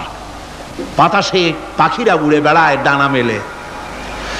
আওয়ালাম ইয়ারাউ ইলা তায়রি সাফাতিন ওয়া ইয়াকবিদনা মা ইউমসিকুহুন্না ইল্লার রহমান। দেখে নাকি তারা পাখিটি কেমন, মেলি দুটি লঘু ডানা, উড়িয়া বেড়ায় শূন্যের পরে নাহি তার কোনো মানা। আবার সে ডানা গুটাইয়া চলে কিন্তু পড়ে না তবু, বলকে বাতারে শূন্যে রাখিছে ভিন্ন সে এক প্রভু। প্লেনের মতো, এরোপ্লেনের মতো, দেখছেন না পাখিগুলি এরকম এরকম করে ওড়ে। আবার কখনো উঠতে গিয়ে আর ডানা দোলায় না, দুটো ডানা শরীরের সাথে মিশাইয়া একেবারে রকেটের মতো উড়ে চলে যায়, কিন্তু পড়ে যায় না। কে তাকে শূন্যের উপরে রেখেছে? জোরে কন, কে রেখেছে? আল্লাহ পাক। এই ট্রেনিং আল্লাহ পাক তাকে দিয়েছেন, আল্লাহ পাক তাকে এই শিক্ষা দিয়েছেন। এই শিক্ষা, পানিতে সাঁতার কাটবে মাছ, বায়ুতে ভেসে বেড়াবে পাখি, তারপরে মানুষের চোখের পলক পড়বে, পাকস্থলী হজম করবে, এসব শিক্ষা আল্লাহই দিয়েছেন। প্রত্যেকটা জিনিসকে সৃষ্টি করেছেন, আর তার কাজটাও কিভাবে হবে তাও আল্লাহ পাক শিখিয়ে দিয়েছেন। এই জন্য শুধুমাত্র এই শিক্ষাটুকুনি নয়, মূল শিক্ষা হচ্ছে আল্লামাহুল বায়ান। এর আসল অর্থ হলো মানুষের জ্ঞানের পূর্ণতার জন্য আল্লাহ পাক বায়ান দিয়েছেন। সে বায়ান হচ্ছে কোরআনে কারীম। সে বায়ান কি? কোরআন। এই কোরআন হচ্ছে মানুষের জ্ঞানের পূর্ণতা। কোরআন দিয়েই মানুষের জ্ঞান পরিপূর্ণ হয়। ওমা উতীতুম মিনাল ইলমি ইল্লা কালিলা, তোমাদেরকে খুব সামান্যতম জ্ঞান দেওয়া হয়েছে। আসল জ্ঞানের মালিক কে? আল্লাহ সুবহানাহু ওয়া তাআলা। আল্লাহ রাব্বুল আলামিন বলেন, আশ-শামসু ওয়াল কমারু বিহুসবান ওয়ান নাজমু ওয়াশ-শাজারু ইয়াসজুদান। সূর্য এবং চন্দ্র একটা বিরাট একটা হিসাবের অনুসরণে বাধ্য। সূর্য আর চন্দ্র একটা হিসাবের অনুসরণে বাধ্য, এর ব্যতিক্রম হওয়ার কোনো উপায় নাই। সূর্য এবং চন্দ্র তার আপন আপন কক্ষপথে ঘুরবে, ইচ্ছে মাফিক সূর্য চন্দ্র ঘুরতে পারবে না।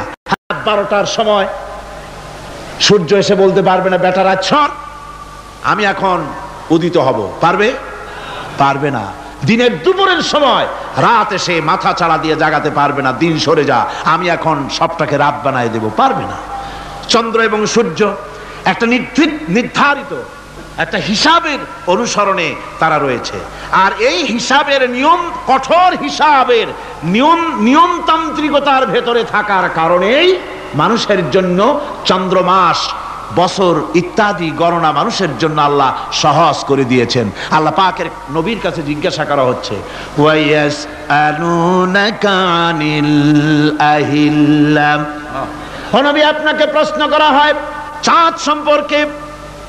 কাফেররা প্রশ্ন করেছে চাঁদের ক্রমবর্ধমান ক্রমহ্রাস কেন, চাঁদ বাড়ে কেন, কমে কেন, আপনারে জিজ্ঞাসা করা হয়, আপনি জবাবে বলুন, কুল হিয়া মাওয়াকিতু লিন্নাস, বলুন এ চাঁদ হচ্ছে মাস, দিন, বছর গণনা করার জন্য, গোটা পৃথিবীবাসীর জন্য আমি একটা স্থায়ী ক্যালেন্ডার আকাশে ঝুলায় রাখছি। জোরে কোন সুবহানাল্লাহ। বিনা পয়সার ক্যালেন্ডার, কে ঝুলায় রাখছেন? আল্লাহ সুবহানাহু ওয়া তাআলা। তিনি ঝুলিয়ে রেখেছেন এই ক্যালেন্ডারকে। আর এই চন্দ্র সূর্য নিজের ইচ্ছা মাফিক চলতে পারে না। আল্লাহ পাক কোরআনে কারিমে বলেছেন, আফা গায়রা দীনিল্লাহি ইয়াবগুন ওয়া লাহু আসলামা মান ফিস সামাওয়াতি ওয়াল আরদি তাওআন ওয়া কারহা।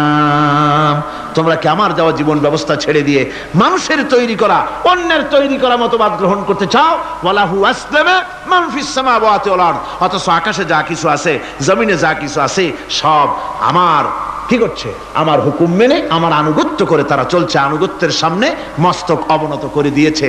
তাই তো আমরা দেখতে পাই তাল গাছে কোনোদিন বেল হয় না। হয়? চট্টগ্রামে হয় বোধহয়। তাল গাছে বেল হয়, নারকেল গাছে আম হয়, নিম গাছে লিচু হয়? হয় না। আল্লাহর সুন্নতের ভিতরে কোনো পরিবর্তন পাওয়া যাবে না। দেখুন, বঙ্গোপসাগরের পানি মিষ্টি না নোনা? সবাই বলুন, মিষ্টি না নোনা? বঙ্গোপসাগরের নোনা পানি জোয়ারের টানে এই বঙ্গোপসাগরের নোনা পানিগুলি পদ্মা মেঘনা যমুনার ভিতরে প্রবেশ করে মিষ্টি পানির ভিতরে। আবার ভাটির টানে পদ্মা মেঘনা যমুনার পানিগুলি, মিষ্টি পানিগুলি নোনা পানির মধ্যে গিয়া ঢোকে। মাঝখানে কোনো পার্টিশন নাই। নোনা পানি মিষ্টি পানির এলাকাকে নোনা বানাতে পারে না। আবার মিষ্টি পানিগুলি গিয়া নোনা পানিগুলিরে মিষ্টি বানাইতে পারে না। কার হুকুম পালন করে? কার হুকুম?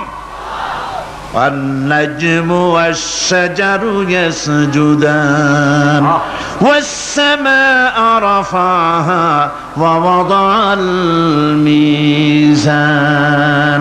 তারকা বৃক্ষরাজি সব সেজদায় রত। তারাই সেজদা দেয় কারে? কারে সেজদা দেয়? চাঁদ সেজদা করে কাকে? সূর্য করে কাকে? গাছপালা করে কারে? আল্লাহ পাককে সেজদা করে সবাই। সমস্ত সৃষ্টি জগতের কাজ হলো তিনটা। সৃষ্টি জগতের কাজ কয়টা? তিনটি কাজ। একটা কাজ হচ্ছে সৃষ্টি জগৎ মহান আল্লাহর উদ্দেশ্যে সিজদা করবে, তার হামদ করবে, তার তাসবিহ করবে। তিনটা কাজ।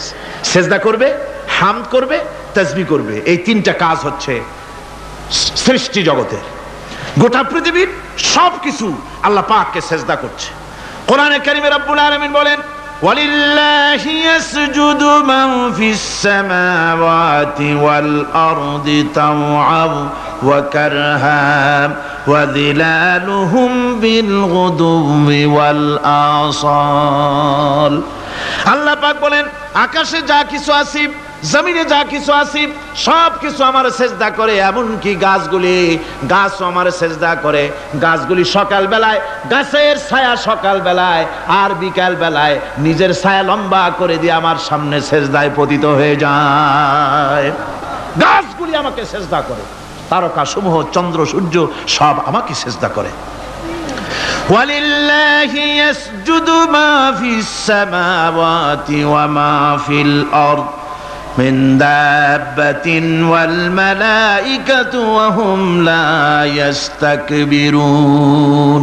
আকাশ এবং জমিনে যা কিছু আছে আমার সিজদা করে। আমার সিজদা থেকে কেউ অহংকার করে না, অহমিকতা করে না। আমার সিজদা থেকে কেউ ফিরে যায় না। সবাই আমাকে সিজদা করে। সুতরাং ও মানুষ, আমার দরবারে সিজদায় মাথা নত করে দাও। সবগুলি আমার সামনে সিজদা করতেছে। আলাম তারা আন্নাল্লাহা ইয়াসজুদু লাহু মান ফিস সামাওয়াতি ওয়া মান ফিল আরদ ওয়াশ-শামসু ওয়াল কামারু ওয়ান নুজুমু ওয়াল জিবালু ওয়াশ-শাজারু ওয়াদ-দাওয়াবু ওয়া কাসীরুম মিনান নাস। আল্লাহ পাক বলছেন, আকাশ এবং জমিনে যা আছে সব আমাকে সেজদা করছে। চাঁদে, সূর্যতে, গাছপালায়, পাহাড় পর্বতে সবকিছু, সমস্ত প্রাণী জগৎ পর্যন্ত, চতুষ্পদ জন্তুগুলি পর্যন্ত আমি আল্লাহকে সেজদা করে। সুবহানাল্লাহ। আমার বন্ধুগণ, এরপরে সর্বশেষ আমি শেষ করে এনেছি আর মাত্র দুটি আয়াত আপনাদের সামনে বলে আমরা যাব আকর্ষণীয় মুনাজাতের দিকে ইনশাআল্লাহ। সবাই বলেন ইনশাআল্লাহ।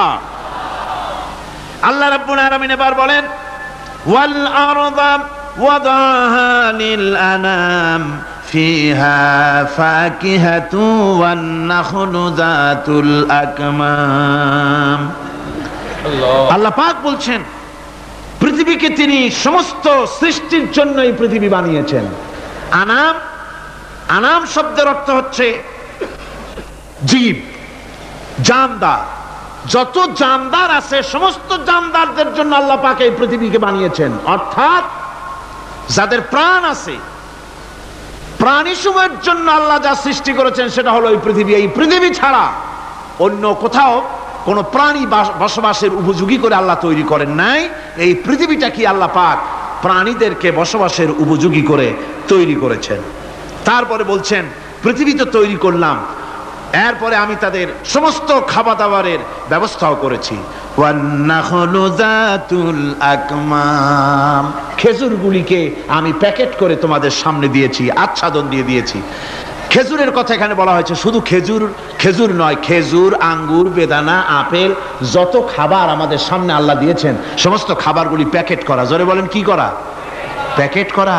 কি মহব্বত করে আল্লাহ দিয়েছেন।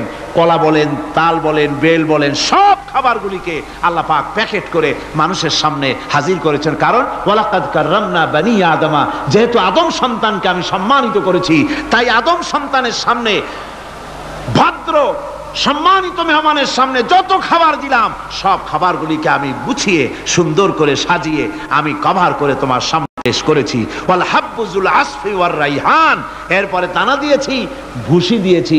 দানা হচ্ছে মানুষের খাবার, ভুসি হচ্ছে পশুর খাবার। এই মানুষের খাবার, পশুর খাবার সবকিছু আমি পরিবেশন করেছি। এরপর আল্লাহ বলছেন ফাবিআইয়ি আলা'i রাব্বিকুমা তুকাযযিবান।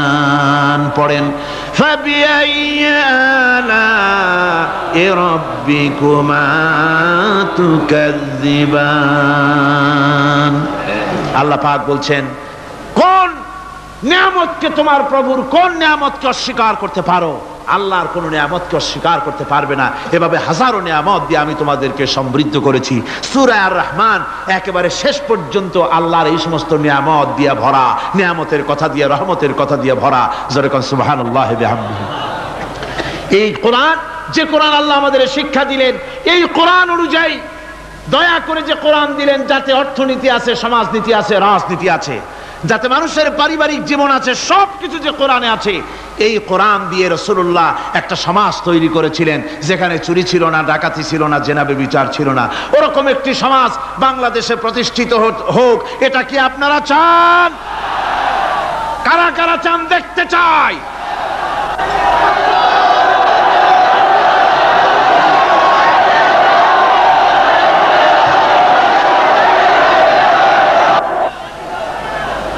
আলহামদুলিল্লাহ। সবাই কোন আলহামদুলিল্লাহ। আদব রক্ষা করুন, আদব রক্ষা করুন। তাড়াতাড়ি বসুন, তাড়াতাড়ি। আলহামদুলিল্লাহ। আমি বুঝছি ওই এক বুড়ি আছাড় খেয়ে পড়ে গেছিল, বলল যে পড়লাম যখন তিনি একটু পান খায়নি, মানে স্লোগানের সুযোগ যখন পাইলাম একটু দাঁড়ায় কোমরটা সোজা করে নি। মন্দ না, ভালোই করেছেন। তবে এখন মোনাজাত হতে যাচ্ছে। কি হতে যাচ্ছে? 5 দিনের তাফসীরুল কোরআন মাহফিলের মোনাজাত। খবরদার মাহরুম হবেন না কেউ। আশাটাই ব্যর্থ হয়ে যাবে। আদ-দুআউ মাখুল ইবাদা। ইবাদতের মগজ কি? জোরে কোন কি? এরপর আর কাউকে হাঁটতে দিবেন না। সব যার যার জায়গায় বসে পড়ুন, যার যার জায়গায় বসে পড়ুন। মোনাজাতে শরীক হওয়ার জন্য প্রস্তুতি গ্রহণ করুন। আল্লাহ সুবহানাহু ওয়া তাআলা তিনি আমাদের জন্য কোরআন দান করেছেন। এই কোরআনই সমাজ গঠনের জন্য আমাদেরকে ঐক্যবদ্ধ হতে হবে। কোরআনের সমাজ গঠন করতে চান? রাসূল করিম সাল্লাল্লাহু আলাইহি সাল্লাম এই কোরআন দিয়ে সমাজ গঠন করেছিলেন। সেই সমাজে চুরি ছিল না, ডাকাতি ছিল না, জেনা ছিল না, ব্যভিচার ছিল না। সেই সমাজ প্রতিষ্ঠা করতে গিয়ে রাসূলুল্লাহকে রক্ত দিতে হয়েছিল, জীবন দিতে হয়েছিল সাহাবায়ে কেরামদেরকে। আমাদেরকেও প্রয়োজন হলে রক্ত দিতে হবে। পারবেন? পারবেন? আজকে সারা পৃথিবী জুড়ে মুসলমানদের বিরুদ্ধে চূড়ান্ত আযাব এসেছে, চূড়ান্ত গজব এসেছে, চূড়ান্ত মার এসেছে। এই মারের মধ্য থেকে আমাদেরকে বাঁচতে হবে, আমাদেরকে প্রস্তুতি নিতে হবে আগামী দিনের জন্য, আল্লাহর দ্বীন প্রতিষ্ঠার জন্য দৃঢ় সংকল্পবদ্ধ আমাদের হতে হবে। যেসব নারী, বৃদ্ধা শিশু চিৎকার মেরে আমার কাছে বলতেছে, রব্বুল আলামিন মেহেরবানি করে এই জালিম জনপদ থেকে আমাদের বাঁচাও, তোমার পক্ষ থেকে আমাদের জন্য সাহায্যকারী পাঠাও। এই বলে যখন বসনিয়ার মুসলমানেরা কান্দে, যাদের টাকা আছে পয়সা আছে ওদের সাহায্য করতে যারা এগিয়ে এলো না, কিয়ামতের দিন আল্লাহর দরবারে অবশ্যই আসামি হওয়া লাগবে, কোনো সন্দেহ নাই। আজ আরাকান আমাদের বাড়ির কাছে, বার্মা, সেখান থেকে আমার কাছে লেখা হয়েছে, তারা লিখছে সামরিক জান্তার সম্মিলিত সামরিক বাহিনী নতুন ভাবে চরম নির্যাতন শুরু করেছে। এবারের নির্যাতনের প্রধান টার্গেট হচ্ছে আলেম সমাজ। এ বাহিনী দীর্ঘদিন ধরে মুসলিম নারীদের জন্য শরীয়তের দৃষ্টিতে পর্দা আবশ্যক নয় মর্মে আলেমদের কাছ থেকে ফতোয়া আদায়ের জন্য চেষ্টা করে, ব্যর্থ হয়ে বর্তমানে আলেমদেরকে পাইকারি হারে গ্রেফতার করে ব্যারাকে নিয়ে গিয়ে অমানুষিক নির্যাতন চালাচ্ছে, আলেমদের পুড়িয়ে দাড়ি মুন্ডিয়ে দিচ্ছে। আরাকানের গ্রান্ড মুফতি মাওলানা নুরুল হক সাহেবকে অনেক নির্যাতনের পর উপরোক্ত ফতোয়া আদায় করতে না পেরে নির্মম ভাবে তাকে হত্যা করেছে। প্রতি মুসলিম পাড়া থেকে 20-30 জন করে মুসলিম যুবতী সামরিক বাহিনীর ব্যারাকে সরবরাহ করার জন্য নির্দেশ দেওয়া হয়েছে। অনেক যুবতীদের ইতিমধ্যে ব্যারাকে নিয়ে গিয়ে সামরিক নির্যাতন চালিয়ে তাদেরকে হত্যা করা হয়েছে। আরাকান থেকে এই চিঠি আমাদের কাছে এসেছে। কাশ্মীরের উপরে ভারত যে অত্যাচার করতেছে, কাশ্মীরের ব্যাপারে আমরা আগের থেকে আমাদের মত ব্যক্ত করে এসেছি। আমরা কাশ্মীরি জনগণের সপক্ষে। কাশ্মীরি মুসলমানেরা বছরের পর বছর ধরে আত্মনিয়ন্ত্রণাধিকারের প্রশ্নে তারা এক পায়ে দাঁড়িয়ে আছে।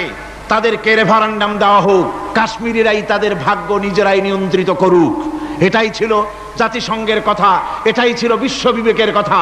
কিন্তু ভারতের জালিম সরকার, মুশরিক সরকার, কাফের সরকার ভারত কাশ্মীরের মুসলমানদেরকে নির্বিবাদে হত্যা করছে।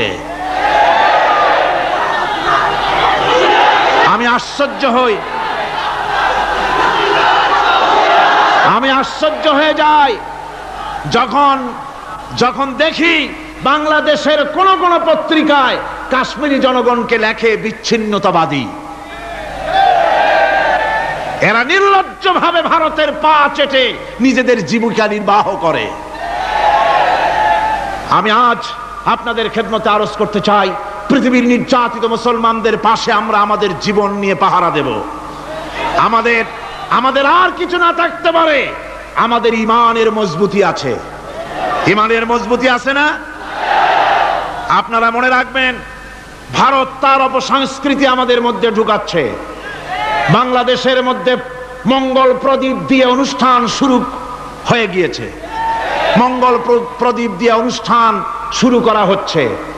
তারপরে নববর্ষ উদযাপনের জন্য হিন্দুয়ানি কায়দায় উদযাপন করা হচ্ছে। সাব গেমস শুরু করা হলো, কোরআনে কারীম তেলাওয়াত করা হলো না। সেখানে বর এবং বধূ বানানো হয়েছে, তাতে টোপর পরায়া হিন্দুয়ানি কায়দায় করানো হয়েছে। বাংলাদেশের কলেজ ইউনিভার্সিটির সামনে মূর্তি বসানো হতেছে।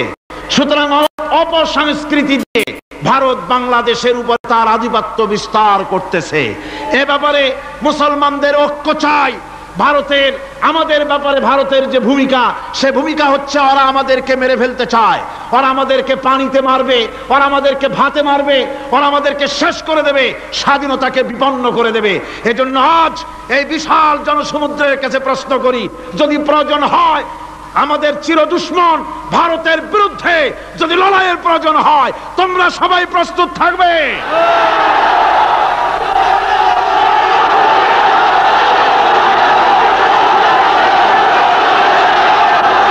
আর একটি কাজ হচ্ছে ঐক্যবদ্ধ হওয়া। কি হওয়া? ঐক্যবদ্ধ হতে হবে আমাদেরকে। ওলামা, মাশায়েখ, পীর বুজুর্গ যারা আছে সকলকে ঐক্যবদ্ধ হতে হবে, কাদা ছড়াছড়ি বন্ধ করে দিতে হবে। কাদা ছড়াছড়ি করে কোনো লাভ নাই, কাদা ছড়াছড়ি বন্ধ করতে হবে। ঐক্যবদ্ধ হয়ে আলেম ওলামা বুজুর্গ সব যদি আমরা এক হয়ে যাই, আমরা দিন প্রতিষ্ঠা করতে পারবো। বাংলাদেশে ওই যে আপনি দেখেন কিছু লোক চিল্লায়, মনে করেন ওদের ওদের পত্রিকা আছে অনেক, দেওয়ালের লেখা আর পত্রিকার লেখা দেখে মনে করবেন না যে ওরা অনেক। পুকুরের মধ্যে বিরাট পুকুর, খুব লাফায় পানি, মনে করেছে যে অনেক মাছ বুঝি, পরে জাল ফেলে দেখে যে শুধুমাত্র 3টে পুঁটি মাছ। সারা শহরে ওদের পত্রিকা বেশি, দেওয়ালে তারা লেখে বেশি, তাই বলে মনে করবেন না যে ভারতপন্থী আর রুশপন্থীতে দেশ ভরে গেছে। না, তাওহীদি জনতার উত্তাল ঢেউ চলছে সারা বাংলাদেশে। আলহামদুলিল্লাহ, আল্লাহ রাব্বুল আলামিন আমাদের এসব কথা মেনে চলার তৌফিক দিন, জোরে বলেন আমিন। আর এসব কাজ করার জন্য আমি যুবকদেরকে ডাকবো। ইসলাম প্রতিষ্ঠার জন্য যুবকরা হলো সবচাইতে বেশি জরুরি। যুবক সবচাইতে বেশি জরুরি কি? জোরে কোন কি? তাকায় দেখেন তো, মাহফিলে মাথা উঁচু করে না, আপনি যেখানে বসে আছেন আপনার ডান দিকে তাকান, বাম দিকে তাকান, কাদেরে দেখেন? কোন সারা মাহফিলে কাদেরে দেখেন? ও যুবকেরা, কিয়ামতে তোমরাই যাবা বেশি বেহেশতে, তোমরাই যাবে। সুবহানাল্লাহ। বেহেশতে কারা যাবে? যুবকরা যাবে, তোমরা বেহেশতে যাবে। আমি আমার কলেজের ছাত্র, ইউনিভার্সিটির ছাত্র, সমস্ত ছাত্র যুবকদেরকে বলতে চাই, যুবকেরা শুনে নাও, তোমাদের নেতারা ঢাকা থেকে যখন তোমাদের কাছে আসে, যে পার্টি তুমি করো না কেন, তোমাকে টাকা দেয়, অস্ত্র দেয়, নারী দেয়, মদ দেয়, পরের মিটিং ভাঙতে বলে, মিছিল ভাঙতে বলে। তুমি আমাকে বলো, নিজের কাছে নিজে প্রশ্ন করো, তোমার নেতা কি কোনোদিন তোমাকে বলেছে বাবা আল্লাহর দরবারে উঠতে হবে, কিয়ামতে জবাব দিতে হবে, খবরদার 5 ওয়াক্ত নামাজ ঠিক মতো পড়ো, সকালবেলায় কোরআন শরীফ পড়ো, মা বাবার খিদমত করো, আর সত্য কথা বলো, মারামারি কোনোদিন করো না, এমন কথা কোন নেতা তোমাকে কোনোদিন বলেছে নাকি? বলে নাই। তোমার নেতারা তোমাকে লাঠির মতো ব্যবহার করে।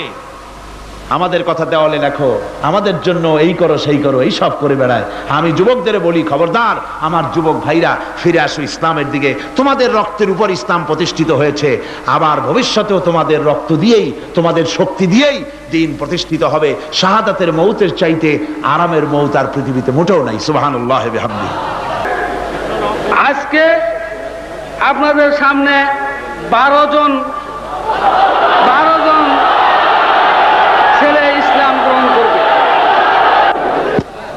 আজকে আপনাদের জন্য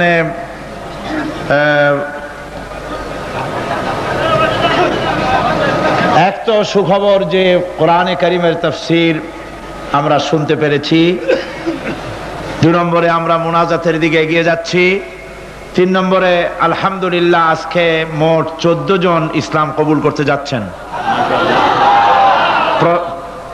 এর আগে তৃতীয় দিন ইসলাম কবুল করেছিলেন 10 জন, 5 জন, এবং চতুর্থ দিন ইসলাম কবুল করেছেন একজন খ্রিস্টান মহিলা সহ 5 জন, এ গেল 10, আর আজকের 14।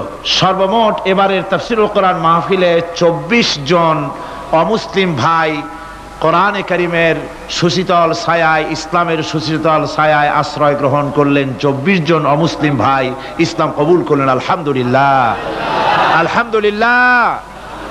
এখন ওনাদেরকে ইসলাম কবুল করানো হচ্ছে। লা ইলাহা, এটা উঁচু করেন, এটা উঁচু করেন। লা ইলাহা ইল্লাল্লাহু মুহাম্মাদুর রাসূলুল্লাহ। আল্লাহ ছাড়া কোনো ইলাহ নাই, মাবুদ নাই, উপাস্য নাই, মুহাম্মদ সাল্লাল্লাহু আলাইহি ওয়াসাল্লাম আল্লাহর প্রেরিত রাসূল। আশহাদু আন লা ইলাহা ইল্লাল্লাহু ওয়াহদাহু লা শারীকা লাহু ওয়া আশহাদু আন্না মুহাম্মাদান আবদুহু ওয়া রাসূলুহু।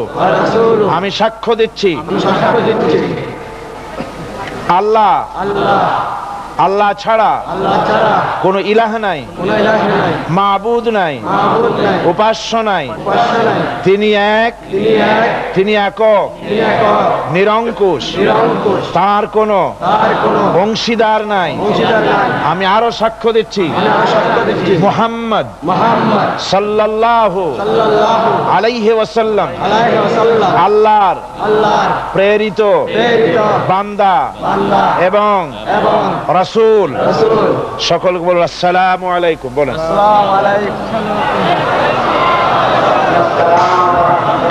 আমি এই বিশাল জনসমুদ্রের মধ্যে আজকের যারা ইসলাম কবুল করলেন তারা আমাদের মধ্যে সবচাইতে এখন বেগুনাহ, তাদের আমলনামায় কোনো গুনাহ নাই। কালেমা শরীফ পড়ার সাথে সাথে, কালেমায়ে তাওহীদ এবং শাহাদাত পড়ার সঙ্গে সঙ্গে তাদের পেছনের সমস্ত গুনাহ খাতাকে আল্লাহ রাব্বুল আলামিন মাফ করে দিয়েছেন। আমি এই বিশাল জনতার পক্ষ থেকে আমাদের এই নতুন মুসলমান যে কয়জন আমার সামনে আছেন আর মহিলারা যারা পেছনে আছেন তাদের জন্য আমাদের আন্তরিক মোবারকবাদ। সামনে যারা পুরুষ আছেন তাদেরকে আমি সকলের পক্ষ থেকে আলিঙ্গন করছি।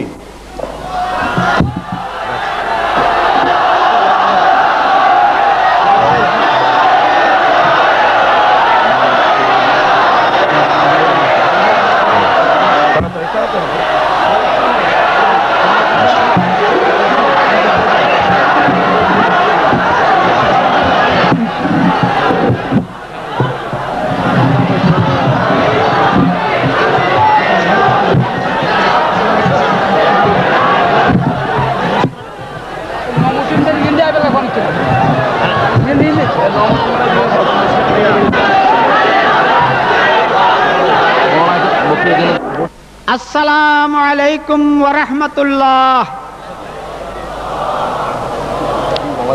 আমি কোনো বক্তৃতা দেওয়ার জন্য দাঁড়িয়েনি, আপনাদের কাছে ওজর খাই পেশ করার জন্য দাঁড়িয়েছি।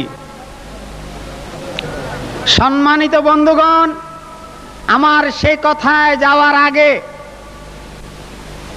একটু আগেই যে একটা কাগজ হস্তান্তর করা হলো এ ব্যাপারে একটা দুটা কথা বলতে চাই।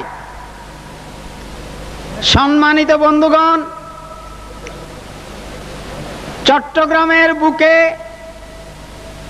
মাওলানা মনিরুজ্জামান ইসলামাবাদী সাহেব স্বপ্ন দেখেছিলেন একটা ইসলামী বিশ্ববিদ্যালয় প্রতিষ্ঠা করার জন্য। আল্লাহ তাকে জান্নাত নসিব করুন। আর এই বুড়ো কালে আমরাও স্বপ্ন দেখতেছি একটা ইসলামী বিশ্ববিদ্যালয়ের। আপনারা কি চান চট্টগ্রামে একটা বিশ্ববিদ্যালয় হোক? এই উদ্দেশ্যকে সামনে রেখে আমরা একটা ইসলামী বিশ্ববিদ্যালয় চট্টগ্রাম এই নামে একটা কমিটি করেছি, যার সভাপতি আমার বন্ধু মুরব্বী জনাব মাওলানা আব্দুল জব্বার সাহেব, পীর সাহেব বয়তুশ্বর। এর সাথে সাথে আমাকে এবং প্রিন্সিপাল রেজাউল করিম সাহেবকে সহ সভাপতি রাখা হয়েছে। এছাড়াও চট্টগ্রামের বিশিষ্ট লোক একটা কমিটিতে আমার প্রায় 500 জনের মতো লোক আছে, আর একটা কমিটিতে যারা এক্সিকিউটিভে আছে 151 জন সদস্য আছেন। আলহামদুলিল্লাহ, এই বিশ্ববিদ্যালয়ের কথা শুনে আমার মুরব্বী 82 বছর বয়স, 80 বছর পার হয়ে গেছেন, হালিশহর নিবাসী জনাব হাজী সিরাজুল হক সাহেব, যিনি 80 বছরে বুড়ো হলেও এখনো নাম গুরামিয়া, তিনি 5 একর জমিন, 12.5 কানি জমিন বিনা পয়সায় আমাদেরকে দান করেছেন এবং রেজিস্ট্রি খরচ কাগজ কেনার টাকাটাও তিনি দিয়েছেন। সবে বলেন আলহামদুলিল্লাহ। আল্লাহ তার এই মহান নিয়তকে কবুল করুন, আল্লাহ তার এই দানকে কবুল করুন এবং যে উদ্দেশ্যে তিনি এই জমি দান করেছেন তাকে যেন আমরা পূর্ণাঙ্গ করতে পারি, সার্থক করতে পারি, তৌফিক দান করেন। সবে বলেন আমিন। সমস্ত মানুষ মনকে নরম করে বিশাল আকাশের মালিক, আমাদের হায়াতের মালিক, আমাদের মওতের মালিক, আমাদের সুখ দুঃখের মালিক, আমাদের মনিব, আমাদের রব, সর্বস্রষ্টা, সর্বশ্রেষ্ঠ মালিক মহান আল্লাহ রাব্বুল আলামিনের সামনে মাথা নিচু করে একান্ত গোলামের মতো, ভিক্ষুকের মতো, কাঙ্গালের মতো জীবনের সব দুঃখ দুর্দশা আল্লাহর কাছে বলবো। আমরা আমাদের গুনার কথা বলবো, আল্লাহর কাছে মাপ চাইবো। আল্লাহুম্মা আমিন। রব্বানা ظلمنا أنفسنا وإن لم تغفر لنا وترحمنا لنكونن من الخاسرين ربنا ظلمنا أنفسنا وإن لم تغفر لنا وترحمنا لنكونن من الخاسرين ربنا لا تزغ قلوبنا بعد إذ هديتنا وهب لنا من لدنك رحمة إنك أنت الوهاب رب العالمين লক্ষ লক্ষ মুসলমান নরনারী 5 দিন ব্যাপী কোরআনে কারীমের তাফসীরের মাহফিল শেষ করে আজকে আকাশের নিচে বসে কাঙ্গালের মতো, ভিক্ষুকের মতো গুনার বোঝা মাথায় নিয়া তোমার দরবারে ছোট ছোট 2খানা হাত তুলে ধরেছি। রব্বুল আলামিন, আমাদের গুনার দিকে নজর করো না, আমাদের গুনার দিকে তাকায়ও না। আমরা এত গুনাহ করেছি, সেদিকে তাকালে হয়তো রহমত করতে ইচ্ছে করবে না।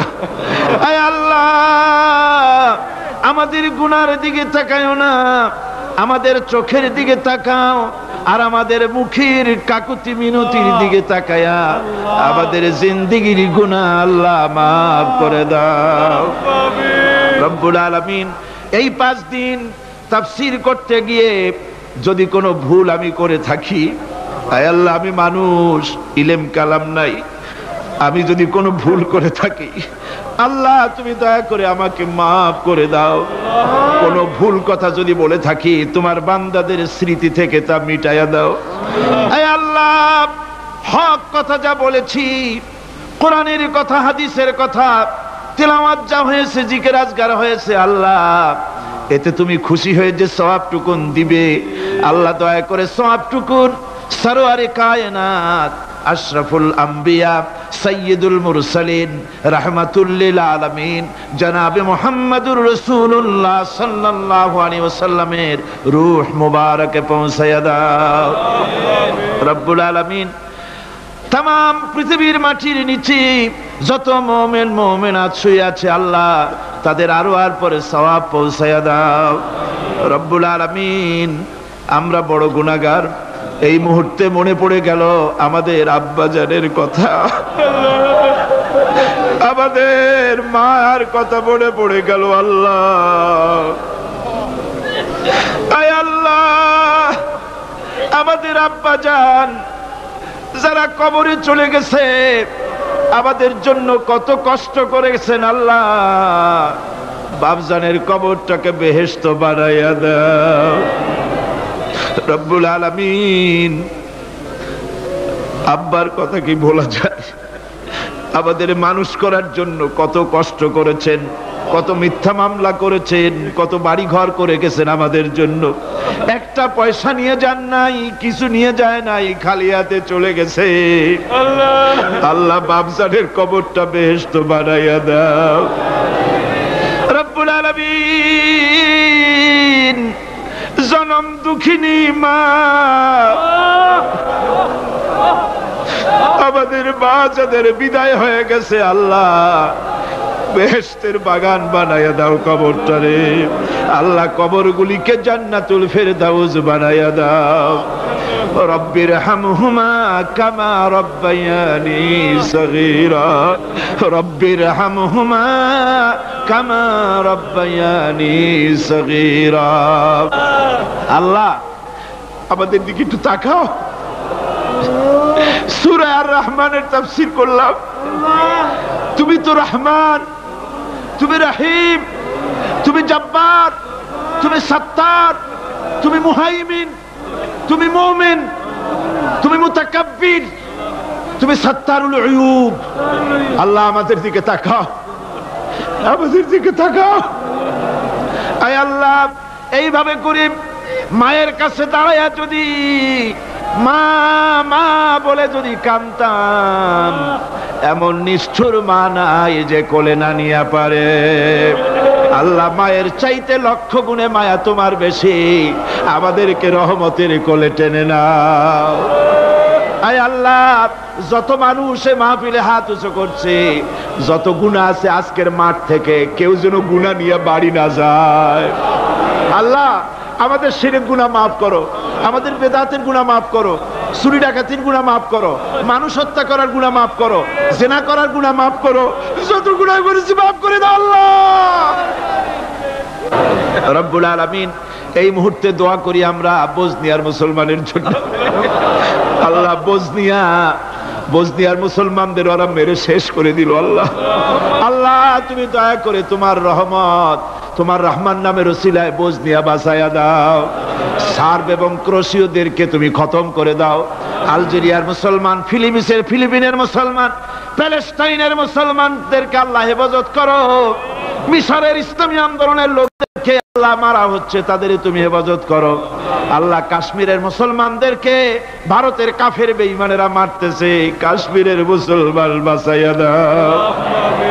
আয় আল্লাহ, আরাকানের মুসলমানদেরকে তুমি হেফাজত করো, বার্মার মুসলমানদের হেফাজত করো। রব্বুল আলামিন, বাংলাদেশ আমাদের প্রিয় জন্মভূমি। আল্লাহ, তুমি দয়া করে এই দেশে কোরআনের শাসন চালু করে দাও। আল্লাহ, বাংলাদেশে কোরআনের আইন চালু করে দাও। আল্লাহ, কোরআন সুন্নাহর আইন তুমি চালু করে দাও। আল্লাহ রব্বুল আলামিন, আমাদের দোয়া তুমি কবুল করো। আল্লাহ, দোয়া আল্লাহ, আমাদের কান্নার আওয়াজ তুমি শোনো। আল্লাহ, কিচ্ছু নাই কান্দা ছাড়া আমাদের কাছে।